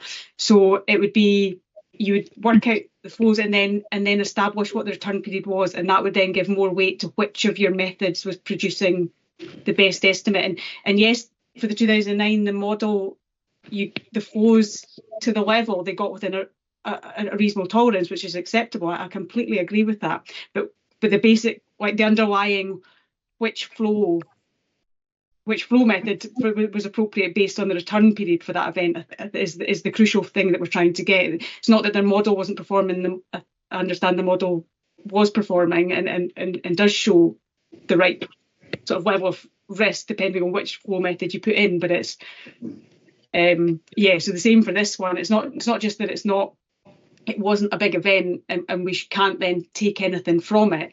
It's you could have got a flow based on that level, and you could have then said, right, that flow, if it was the statistical method, gives you this return period, and if it's the rainfall runoff, it would give you this return period. What's our understanding of flood risk for that event in this area based on flows from nearby gauges and the rainfall captured? Which one is pointing to the sort of the most appropriate answer? And that's where we believe that this evidence from 2009 was pointing towards rainfall runoff. And 2023, we don't really know because that work wasn't kind of done. But yeah, certainly it would point to a lower return period anyway. David, can I just say that the most recent event in October suggests it wasn't a major event? I think my housekeeper would disagree, given that she was trapped in one of the roads into Nethy Bridge and had to climb out through her roof window.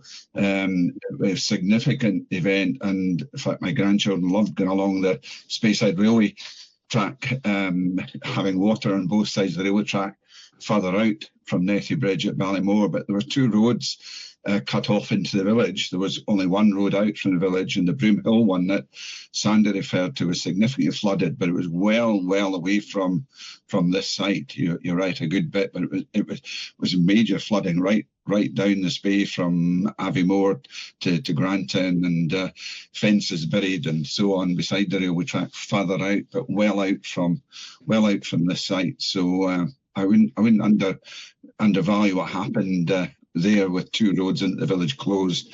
This site robustly still very, very dry with no signs of flooding anywhere near it. Thank you.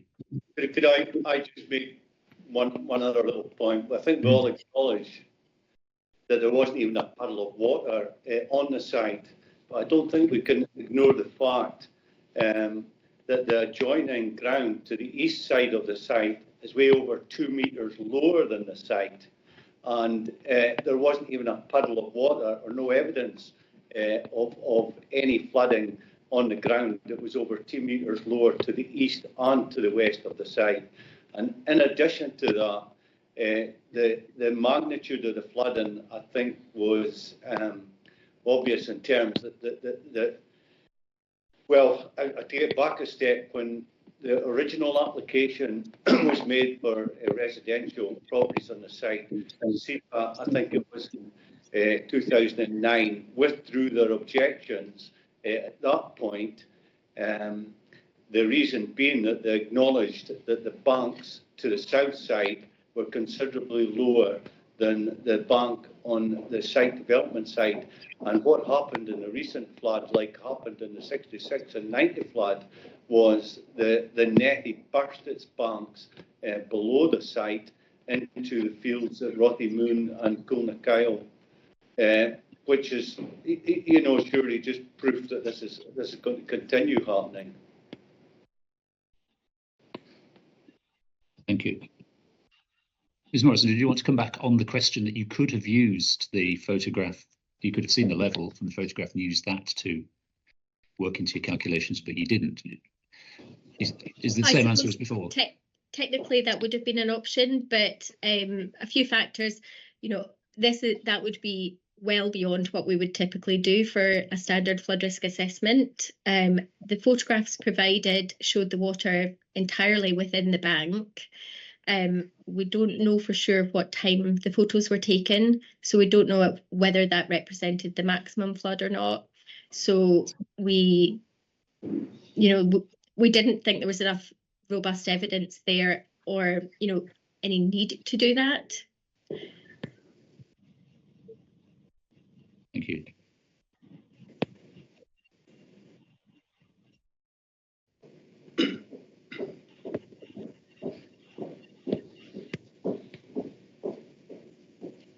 Right. We turn, we've partially gone on to this already. I think point D, the applicant's approach. I think, without putting words into SEPA's mouth, I think you've said it all already, possibly, that you're not disagreeing with a lot of what the applicant has done in terms of its hydraulic modelling. It's just the data that is feeding into that you're disputing. Is that fair? That it's what method you use to identify the flow level in the river, rather than how they've modelled the river and how things would perform. Is that right, or am I oversimplifying or misunderstanding? Yeah, I mean, we're not disagreeing with how the flood risk assessment's been carried out in terms of the methods used and the model built. It follows correct practice, and it just does come down to this kind of, there are different ways of obtaining the flows, and yeah, whether all the information has been considered in taking forward the best estimate, and we didn't agree that the statistical method was providing the most robust estimate of flooding for the area. So yeah, we don't disagree with the model and the approach taken. It was just, we believe the higher flows are more appropriate. Thank you. That's helpful. I wanted to ask some questions about sensitivity testing. It seemed to me, and I think my thoughts were confirmed in SEPA's response, that there wasn't a climate change uplift applied when you were looking at things like a proportion of the bridge becoming locked, etc. Ms. Morrison, and can you just explain? I wasn't sure, and I think SEPA said, confirmed it, that there was an extra allowance for climate change added on. So can you explain what you did when you were sensitivity testing, and whether that's accurate about climate change? So when we did the initial assessment under SPP, the sensitivity testing was done against a baseline of a 1 in 200 year flood event without climate change. Right. And that was the requirement at the time. Yes. And the purpose of sensitivity testing is to assess the bounds of uncertainty in your model. They're not necessarily to inform your design. They're just to check that your design and the freeboard that you're providing in finished floor levels and things is suitable. So we followed the standard requirements. We robustly tested for bridge blockage, roughness, and flow. So we essentially did sensitivity testing by the fact that we did a climate change scenario, and the design levels for the site were based on that climate change scenario. So in a sense, we have considered climate change. Now the difference is, looking at it retrospectively through the lens of NPF4, SEPA are now suggesting that sensitivity testing should include the climate change allowance as well.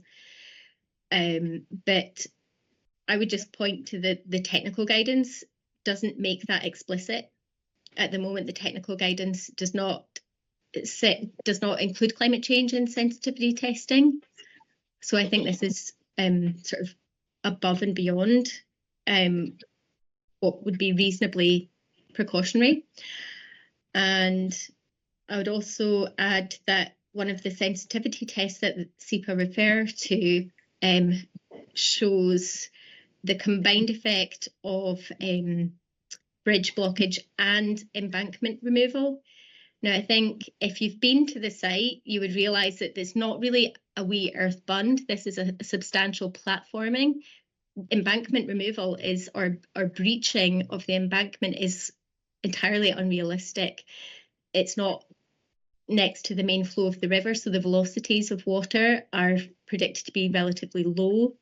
There may be some pooling up against the sort of back of the embankment, but embankment breaching combined with climate change and bridge blockage scenario has, in my opinion, a significantly rarer return period than 1 in 200 years. So I don't think it's, you know, it's reasonable to design the site and the development on the basis of that event. That to me is a very worst case scenario. Understood. Yeah. Sipa, do you want to come back on that?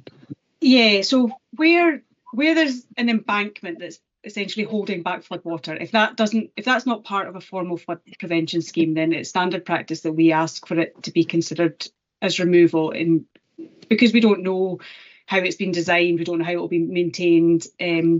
This one, using the rainfall return period flows, would have a significant amount of water next to it. Yes, it is quite wide. If you did start to get overtopping of that, however, you could see some amount of washout. It wouldn't be a complete failure necessarily, but in the absence of any better information, that's how it was modelled, and that's sort of a standard practice to have a mountain removal. They weren't modelled independently. That was Environcentre took the choice that they modelled that as a single, like a bridge blockage scenario and an embankment removal.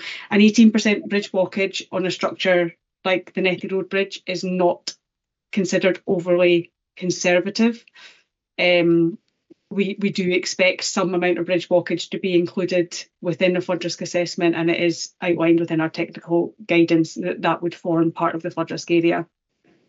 Yes, our technical guidance has not yet been updated following NPF4. That is in the process of being updated at the moment, and that will make it clear that sensitivity would be with when you take into account the climate change scenario. But I think our point was just highlighting that, yes, sensitivity, you wouldn't necessarily, your flood risk area would be set on your best estimate of flooding, and like Eleanor said, your sensitivity would then be used to check that your freeboard's okay, and in a normal situation that would be enough to sort of deal with any residual uncertainties. But yeah, I think we feel that we haven't got to a best estimate, and that was just highlighting that all it is a 10% uplift in the flows that have been used. And your full site is inundated, so your uncertainty is greater than the sensitivity within your flow estimates at this location. By definition, the freeboard allowance, the purpose for freeboard is to account for any uncertainty. So we feel that by considering that extra 10% and then adding on your 600 millimetres of freeboard, in a way there's a double counting of that uncertainty. And I think a point that I would make as well is that conservative assumptions are made all the way through the assessment process. So we know there's a lot of uncertainty in flood risk, and there could always be an event occur which has a higher return period than 1 in 200 years. But when you bring in a safety margin at various stages through the process, it can have a compounding effect. And then if you add on, once you start adding on 34% for climate change and things, the volume of water can sort of snowball, as it were. And that we feel that we have brought in a sequence of safety margins throughout the process. And we feel that the freeboard, 600 mil freeboard, more than covers any uncertainty that's remaining. Would you agree that the 600 mil freeboard doesn't help the neighbours upriver of the site who might be affected? If the site were to flood, then they're not going to, the fact that the development won't flood, it doesn't do them any favours, because, could it not act as a dam that will make the water affect them who are obviously at a lower level? I've been to the site, so I've seen how the various levels work. It's fair, is it not, to take them into account as well? Well, I would say that it would only act as a dam if you were tying into higher ground at either end of the site, which we're not. So there's lower ground all the way around, which would, water would bypass around the site. And, there's a limit to how much that effect only sort of kicks in at the point where it would meet that overtopping point. And according to our analysis, it wouldn't meet that overtopping point, so it wouldn't have that effect. Understood. Yeah, understood. Could I also just add a point there?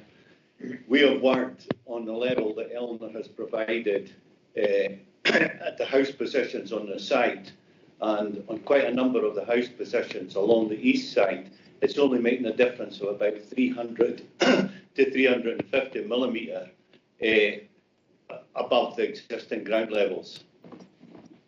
Right. Yeah, that's what I'm trying to come to in the next point. I think just what implications it might have in terms of design of the buildings and or the site. So before I get onto that, is there anything we need to say under point D, applicant's approach? No. So point E, finished development. So 600 mil freeboard gives a level of 209.83 of ordnance datum. It appears, I mean, the drawings, as I understand it, don't show any kind of underbuild. You know, you're not proposing to, and you probably might be allowed to under building warrant grounds to be able to raise your floor levels and have steps or things like that. So would the proposal be to raise the entire site rather than to have sort of, underbuild, a level of build below the damp proof course? Is that what we're looking at? I think I'm interested in it more so I can advise ministers on visual implications. Obviously it's a national park, it's on the edge of the village. What I'm seeing on the drawings obviously doesn't show any kind of underbuild or anything unusual in terms of the house design. So is what, if they approved it, is what ministers will be approving is the whole site lifting, and to what extent? You're saying 300 mil at one point, but it looks like it might be more than that at other parts of the site in order to hit that 209.83. I made myself clear with that rambling question. The properties along the east side, I can't remember, it must be about very nearly 50% of the proposal in terms of the number of houses. The finished floor level varies between houses, I'll refer to them, 2021, it's 300 millimetre above the existing ground level. It varies between 300 mil and about 480 mil. Now, if you were building a normal, well, what we used to build were houses with suspended floors. Your floor level was always about maybe 500, 600 millimetre above the existing ground level. But nowadays, with concrete floors and underfloor heating, you're not having to do much more than put the structural floor slab, a screed, and insulation, and you're up at your 300 millimetre. Now, along the west side of the development, the ground falls away, and we unquestionably, the intention would be to bring ground into that area. And the amount of ground that we're going to have to bring into that area would maybe vary between right down at the south end of the site, maybe about 700 millimetre, but as you go further north, it's going to be over 2 metres between the road and the west boundary. Now, at the moment, I can't see how that's going to affect any floodwater at all, because we've got no experience of floodwater there. Maybe Colin would want to add that. Well, not really. We've kept the site as flat as possible. We took the finished floor level from various centres of advice, but the difference in floor levels as you go up the site, it varies very, very little. I think the highest one that I'm looking at just now is 210.15. So, as Ron says, we've deliberately kept the profile of the site as level as we can and as little above the existing ground levels as possible. I mean, I'll just add, we thought long and hard about this, because the original engineer's proposal was to run all the surface water from the north end of the site to the south end of the site, and he was following the roads department's proposals in terms of gradients, but we recognised that was going to mean the floor levels of the house, as you went further north, were going to be shadowing the existing properties.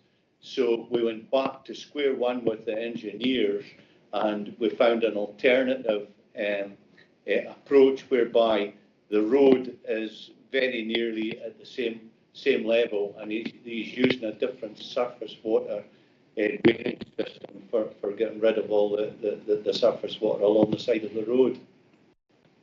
Understood.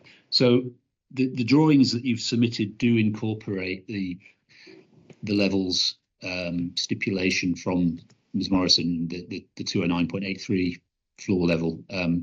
Well, my question is, if what ministers will look at, is that what they're going to get? There isn't something, an additional raising above that. Is that right? That is That's correct. right. Yes. Right. Okay. And in an effort, as Ron says, to keep the imported fill to a minimum, we've deliberately engineered, or the engineers rather, have engineered the road to be as flat as possible. The site that you see as proposed, the level of that embankment, and I'll use that word for simplicity because that's been used previously, the embankment, if you like, isn't the entire footprint of the site. So there's a level of imported fill required to bring the site up to the footprint that we've shown. And obviously we want to minimize that imported fill. So the levels have been, the road's been engineered deliberately, not just so that the minimum, the lowest house finished floor level is as advised by Eleanor's, but also the highest floor level is as close to that as the road engineering would permit. Understood. Thank you. So little differences possible. Good. Understood. That was all I had, with the exception of going on to talk about planning conditions, just for the sake of completeness. Regardless of how I might recommend, we always have to give a list of conditions to ministers, so that, you know, if they want to approve permission, then they've got something to go on. They don't need to come back to parties at that stage. So I wanted to run through the conditions that I've been sent, just to make sure everyone is understanding of them and happy with them, because the assumption is if conditions are, you know, they're taken to be agreed by all parties, because ministers won't want to go back and say, are you happy with X, Y, and Z? They'll just say, if they're going to approve it, then that'll be the conditions probably that they put on. So I've got another agenda item for any other relevant matters, but for now, can we just move on to the conditions, which I hope everyone's got a copy of. Just close them down while I check if people are looking.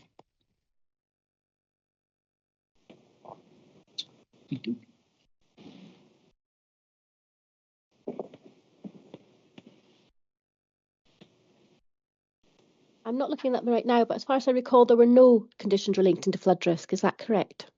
Good question. That's my recollection, but I'm busy searching just now. That may well be correct. Yeah, found them. Yeah. My computer's doing something strange. Well, we'll run through them, and if we get to one that interests anyone, shout up. So condition 1, standard condition, commencement period of 3 years. Probably best if I just read through. If anyone has a problem with any of them or wants to say anything, just shout. I can't. Actually, I can if I move that. Right, I can now just about see you and see the conditions at the same time. But probably best just to shout if there's something you want to say about a particular condition. So condition 2 is requirement for a landscaping scheme, hard and soft landscaping, details to be submitted prior to commencement on the site, and thereafter implement in accordance with the details by not later than the expiry of the next planting season following commencement of development. There is no requirement, I don't think, for maintenance, etc. I don't know whether that's something the Park Authority doesn't insist upon for a smaller development. It's not small, but or is it assumed that the scheme will incorporate within it measures to show how it will be maintained? I'm looking at the Park Authority really mainly. Do you think it needs to have an addition on to say it needs to be tended to for X years after it goes in? We sometimes add that onto condition, but it's not always the case. I mean, if the applicants are happy enough to have that additional statement onto the condition, Yeah, I mean, it depends. You know, I think a lot of the time, if it's a smaller site, then we just go on the basis that it will be maintained. We tend to focus that on a more larger, major development site, where it's really imperative that the landscape is in place. But I mean, I think if the applicants are happy enough to have that statement added to the condition to ensure that it's long-term maintenance, then we would put it on. Yeah. Okay, so applicant, would you have I'm sure you're well aware of certain conditions sometimes have a requirement for 5 years of maintenance or something. Would that be a problem for you? No. Right. No, it wouldn't. Cool, good, thank you. Condition 3, breeding bird survey, reptiles as well, usual stuff, species protection plan. Assuming the applicant has no problem with any of that. We'd actually done had a report done a couple of years ago, so there is one in existence. I guess it was start of 2020. Right. Does Park Authority think that's sufficiently up to date, or is that why you wanted the condition on to have it updated? I think our authority officer was just looking for something to be updated, right. To be updated. So yes.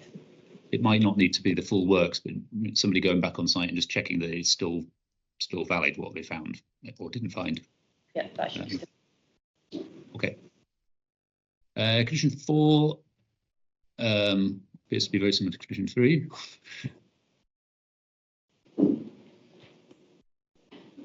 I think they're the same, or they're doing the same thing anyway. So I should move on. Condition 5, otters. It is out to a 200-metre buffer from the site, upstream and downstream, following the standing advice from Nature Scott. Again, fairly standard stuff. I'm assuming the applicant can cope with that. Yes. Thank you. 6, pollution prevention plan. Obviously, it's very close to the Nethy and therefore close to the spay, potentially linked to the spay. So no development commences until pollution prevention plan. So it's about sedimentation and leaking of oils and fuels, etc. Again, fairly standard. Are you okay with that? Yeah. Yeah. Good. Instruction method statement, condition 7. Again, it's probably fairly standard stuff. Unless you tell me otherwise, I'm assuming you can live with that. Yeah. Condition 8, traffic management scheme. This was less standard or more kind of bespoke, or it made my ears prick up slightly. So they're asking for traffic regulation order to impose a 20-mile-per-hour speed limit, either temporarily if the village 20-mile-per-hour limit is implemented, or permanently, to cover Station Road on the approach to the development to ensure that the visibility displays that you've designed in actually work or are adequate. So that point, I guess you've designed the scheme around it being 20 miles per hour, so you're expecting there to be that restriction. Yeah. Can I just add at that point that the village is already all 20 mile an hour? Right. Okay. That's already in place, and the speed limit sign is probably 100 metres at least towards the spay from the site. Right. So, I didn't notice that. I've been to the site. I didn't notice that. So does that mean we don't need point A and looking at the entire village, the entire area that was 30 miles an hour previously, in about the last year, it'll be about a year now that the entire village has gone to 20, in line with all villages in Highland. Right. Can we do without part A then? I think these are still discretionary. It's not actually been pushed through formally, the 20 mile an hour limit. That was what was discussed at our planning committee more recently. Okay, right. I think we should really retain that part of that condition for time being. Yeah. Okay. Yeah. I mean, if it's legally binding, then I guess you won't have to do anything to comply with part A. If it isn't, then if you do more than 30, or more than 20, the police could stop you for speeding because all the road signs are saying 20. Yeah. I'll have a think about that. I mean, it sounds to me like if, in the event that it's all sorted anyway, even if Part A was in there, it wouldn't require you to do anything. You know, I think you could effectively ignore Part A, or the Park Authority would agree that it's been satisfied already.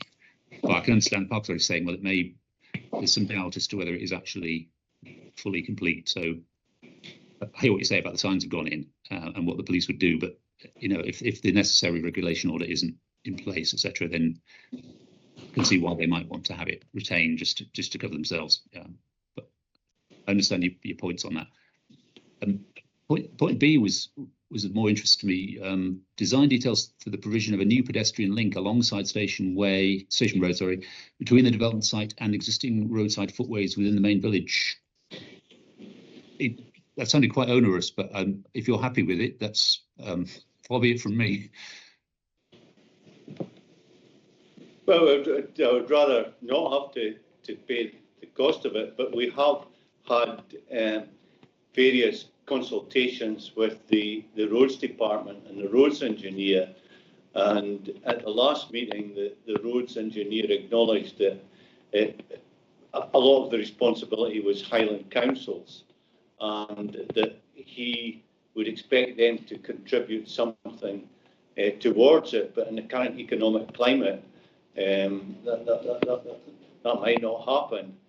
But what we did check was that it was viable to do it. There is ground there for it to accommodate it. Right. So it's using land within the road boundary, not third party land. Is that what you're saying? Yes. So right. I was just concerned whether it might not be deliverable if some of the land isn't within the road boundary, you know, and you've got another party to try and get agreement from. But okay, I understand your point. I mean, ultimately, it's up to ministers if they decide to grant permission as to whether they go with the conditions that are set out. But I just need to give them some commentary on what the parties' views are. Details of timings to reflect the need to minimise residential disturbance during construction. I guess that's, and I don't know if it's mentioned elsewhere, but it's fairly standard to have a kind of working programme for when you can start on site in the morning and when you can accept deliveries, etc., accepting emergencies, etc. You know, I guess it's covering that sort of thing. It's probably something you're quite used to. There's a informative 4. We always put an informative on, just specifying suggested construction. Okay. But it'll just be reinforced through the condition. Right. Okay. So you don't actually specify in the condition the times. You're a bit more flexible. Yeah. Understood. Yeah. Okay. Understood.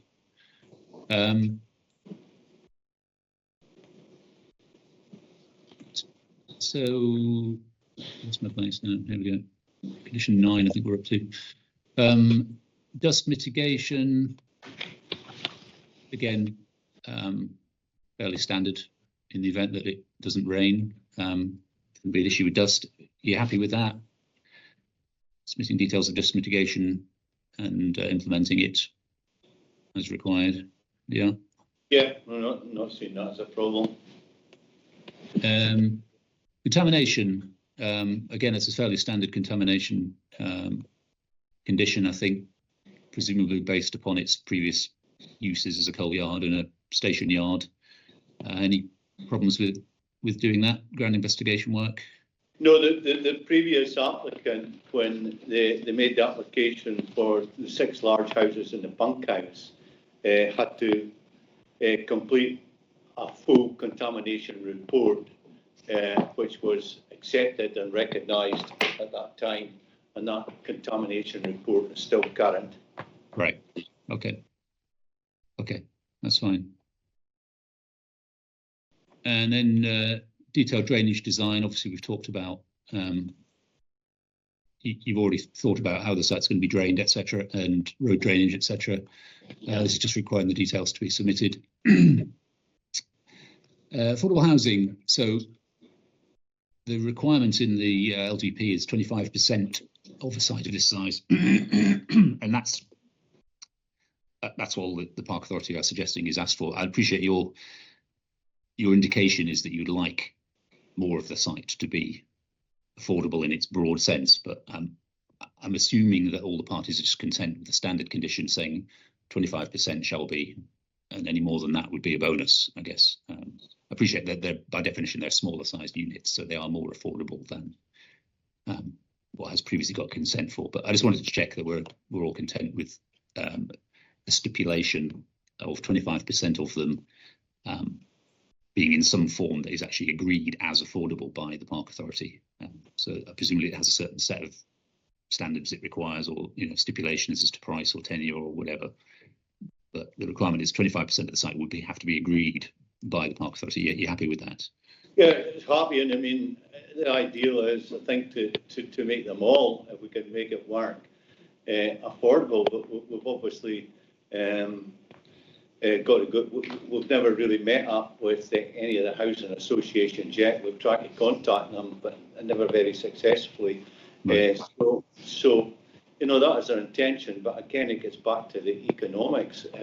If transpires that we're losing a lot of money by building, to the Scottish Office benchmark figures, then we'll have to reconsider it. But at the moment, ideally, and we do have another plan. We have another site in Nethy Bridge, and it would be far more sensible to trade off the affordable element in it with the affordable element down here, because just next to bus routes, and it satisfies all the active travel conditions and all the rest of it.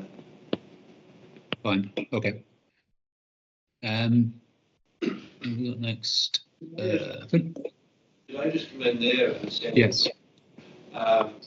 We very much support Ron as a community council and as a community in supplying as many affordable houses as is possible, for the simple reason that Nethy Bridge is one of the most sought after areas for second homes in the country, and it is quite shameful how our young people are not able to actually get affordable homes within their own within their own village, or B, within their own district.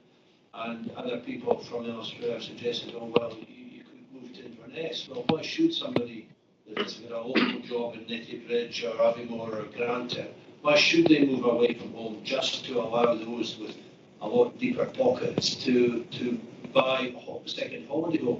Because we're all suffering in the national park because of the amount of second homes there are, and this is one very good way of you're using up a brownfield site, you're providing affordable housing, which every community in the Highlands is shouting out for. And if Ron is able to provide at economically and viably for his business, if Ron is able to provide 21 houses, when only 5 would be the minimum, but if he's able to provide 21, that is surely a huge win for our community and the whole area. Understood. Yep. Condition 13, British floor levels we've talked about. It's just committing you to doing what Enviro Centre have recommended you do. So I don't think we have a problem with that.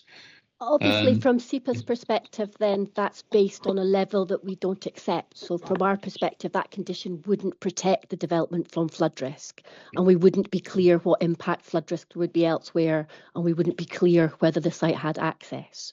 So from our perspective, that condition wouldn't do any of those jobs. Yes. Just to make that clear.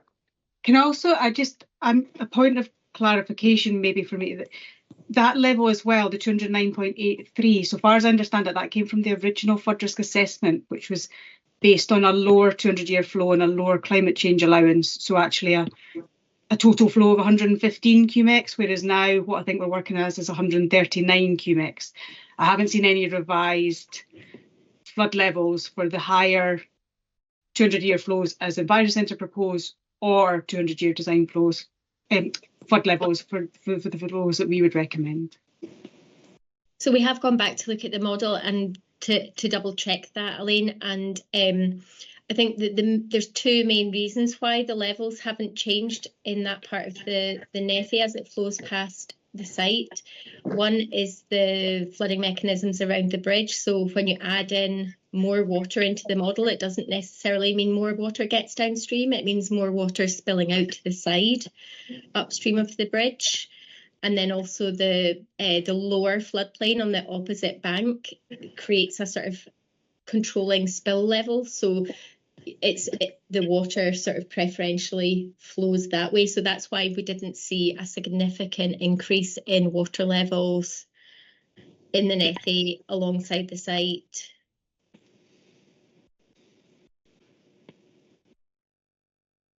Okay, I take SEPA's point. I mean, SEPA's point is this wouldn't resolve their objection. I guess in the event that ministers decided to grant permission despite SEPA's objection, you're still not satisfied that this condition would be enough.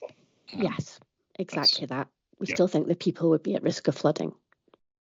And or being on an island, perhaps, or that potentially as well, and right. Impacting flooding elsewhere.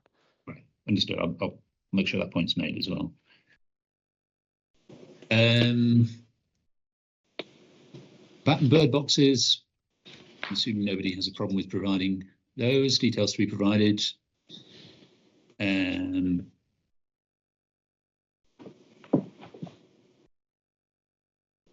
a condition about residential units shown on the approved plans remaining in perpetuity as affordable. Well, that can probably be incorporated within the other condition about affordable housing, or controlled as part of whatever scheme happens to be agreed for however many of the houses, but at least 25% or whatever. So probably don't need a separate condition for that. And then the informatives, ministers never look at, to be honest. They're useful things for planning authorities to put on, but we never do them. So that was helpful to me to look at the conditions. Was there anything else relating to flooding that you want to say before we all go? I'll give the applicant the final say. So, SEPA, was there anything you think you haven't had a chance to convey that you'd like to now? Please speak. I don't think so. Hopefully our statement and the clarification we provided today helped.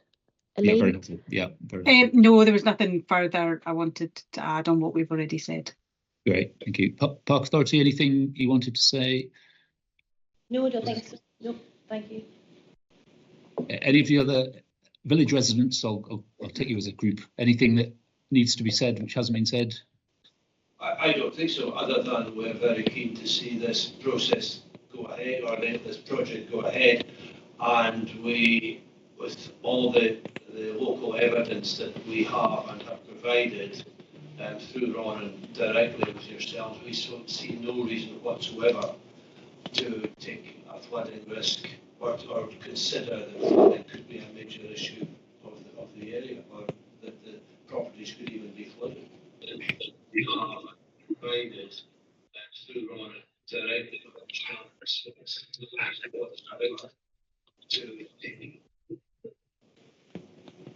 Thank you. Mr. Fraser, I think you disappeared for a while. If you just popped up again, did you want to have anything that we haven't covered that you wanted to say before we go? Coming up, I'm sure Sandy has said it in terms of the affordable housing piece. I mean, I know we're facing, as we said at the planning hearing, we're facing a climate and nature emergency, but we're also facing a people emergency, and it's particularly relevant in the village of Nethy Bridge, where there's lots of evidence, anecdotal and factual, of waiting lists for affordable housing. Some people in tenanted houses with short-term lets, some in caravans and so on. And so, as I say, I'm no doubt repeating what Sandy's saying, but it's fairly critical. And we think it's commendable that the developer in this case is willing to forgo building 6 luxury houses, which it could easily command £700,000 for a head and make a substantial profit in this location. And he's willing to forgo that to go with an affordable housing development which would really address the critical local needs. I think also, as I said, my evidence at the planning hearing, the precautionary principle adopted has gone too extreme in this case. I would argue the SEPA have gone too far in their assessments, and notwithstanding the new NPF4 guidelines where reference to climate change, the advantage of having access to data that Eleanor didn't have access to. So it's not a level playing field in terms of how this is being assessed. And finally, I just want to refer back to the Aviemore case where it was said in response to me raising that about the risk has lessened at that site. In effect, the primary school has not existed in that site for at least 10 years, and if I'm correct, Ron will keep me correct, it's been demolished. So that was said in context of the Aviemore development. When the comparison was done with the Nethy Bridge one, it was said they were taking site as is just now, i.e. with no built development on it, just the old station yard. But here we are, emphasis of the approach in the Aviemore, they're taking it with a primary school gone, but saying it's going to be a lesser risk in terms of the development. And in Nethy, they're saying because there's nothing built, notwithstanding consent, they're saying something that sounds different to me. So I think on the balance adjustment, I think there's a robust case for approving a scheme, and that was evident at the Park Authority meeting where I recommended refusal largely on the SEPA. Based on the SEPA objection was turned into a unanimous, and if you think of the eminent minds around that table at the Park Authority in terms of the skill set was there, that they concluded unanimously to recommend approval of this site. So all I would urge you to do is look, as you are, diligently at the evidence presented to you. We have a raised site here, which has no record of it ever flooding, and even taking all the factors into account, we are confident it will not flood, and you would be doing the village a great service if you recommended approval to the Minister and you would address what is a very serious people emergency in the village. Thank you. That's all I want to say, summing up. And sorry, I missed a bit. Went dead in May, and I thought everyone had gone dead, but I don't know what happened. So I tried 3 devices to get back on, and it just suddenly popped up again. But thank you for your time. Thank you. Thanks, Fraser. From the applicant side, should we start with Ms. Morrison, just from the technical point of view? Anything you think that we haven't covered that you wanted to say? No, I think we've covered all the key points. Thank you. And Messrs. Lang and architects, is there anything that you wanted to say finally before we go? Just one little observation. In all the SEPA reports, there's regular references to historic flood evidence. I'd like to know, apart from what historic flood evidence there is, apart from the inconclusive notes that have been mentioned about the 1829 flood, I would be looking for pictures or information on historic flooding over the last 100 years. And maybe further to that, I just find it interesting that at the previous residential application, SEPA is down on their own paper, they withdrew their objection because of the low-lying fields on the south side. Now, as Jim referred to here, when the decision was put forward at the CNPA meeting, one of the local members is a farmer who actually rents the fields in question, and he was quite vociferous in saying that it's always been the case that those low-lying fields absorb a lot of the water, which Eleanor mentioned in terms of, the new freeboard level. Other than that, thank you. No, thank you. Thank you all. Again, sorry, could I Yes. just also add, from our point of view, I find I can only really look at it in layman's terms myself as well, to be honest. And I just question whether fundamentally there's something wrong with the way SEPA are looking at the River Nethy, given that their 10-year flood maps are so incorrect. Okay. Thank you all very much. I found that really helpful. As I said at the start, if you want to, and there's no obligation, and you may feel it's not necessary, but if you wanted to put in a short summary of what we discussed today, that's fine. You can do that within 7 days. And similarly, in response to the additional evidence on the benefits of affordable housing, which has come up. Just for the sake of fairness, if people want to cover that, then you're welcome to do that as part of that summary. But as I say, it's not compulsory. There's no formal requirement to submit some sort of closing submissions or statement or anything. I feel I've got some very good, useful information out of you, so I fully understand, I think, now what your respective positions are. I need to go away and think about how I convey that to ministers, and then it's up to them. So in terms of timescale, well, I'll give you a week to put in any final comments, because I've got another case I'm looking at during that time anyway, but then I'll get cracking on the report. It won't be a long report, I don't think, although ministers have to be told about the whole scheme, all the benefits and other factors, and all the issues, all the planning issues. I suspect their real focus will be on flooding, so that will be the main focus of my report. So I wouldn't say when it'll go in, but it will go in pretty swiftly, I think. There is then a degree of uncertainty as to how long ministers take, unfortunately. There's a lot of reports before them. To be honest, those that go in like this one will via the planning route, as opposed to things like wind farms, which actually go into a different department. They seem to be a lot quicker, so you won't get caught behind a huge backlog of wind farm applications. I think it shouldn't be as bad as you might fear, but we're not talking overnight decision, I suspect. We're talking, probably weeks rather than days. Well, I'm sure it'll be weeks rather than days. Thank you all very much. It was really helpful to me. I'll draw this hearing to a close, and I'll see you anon. Thank you very much.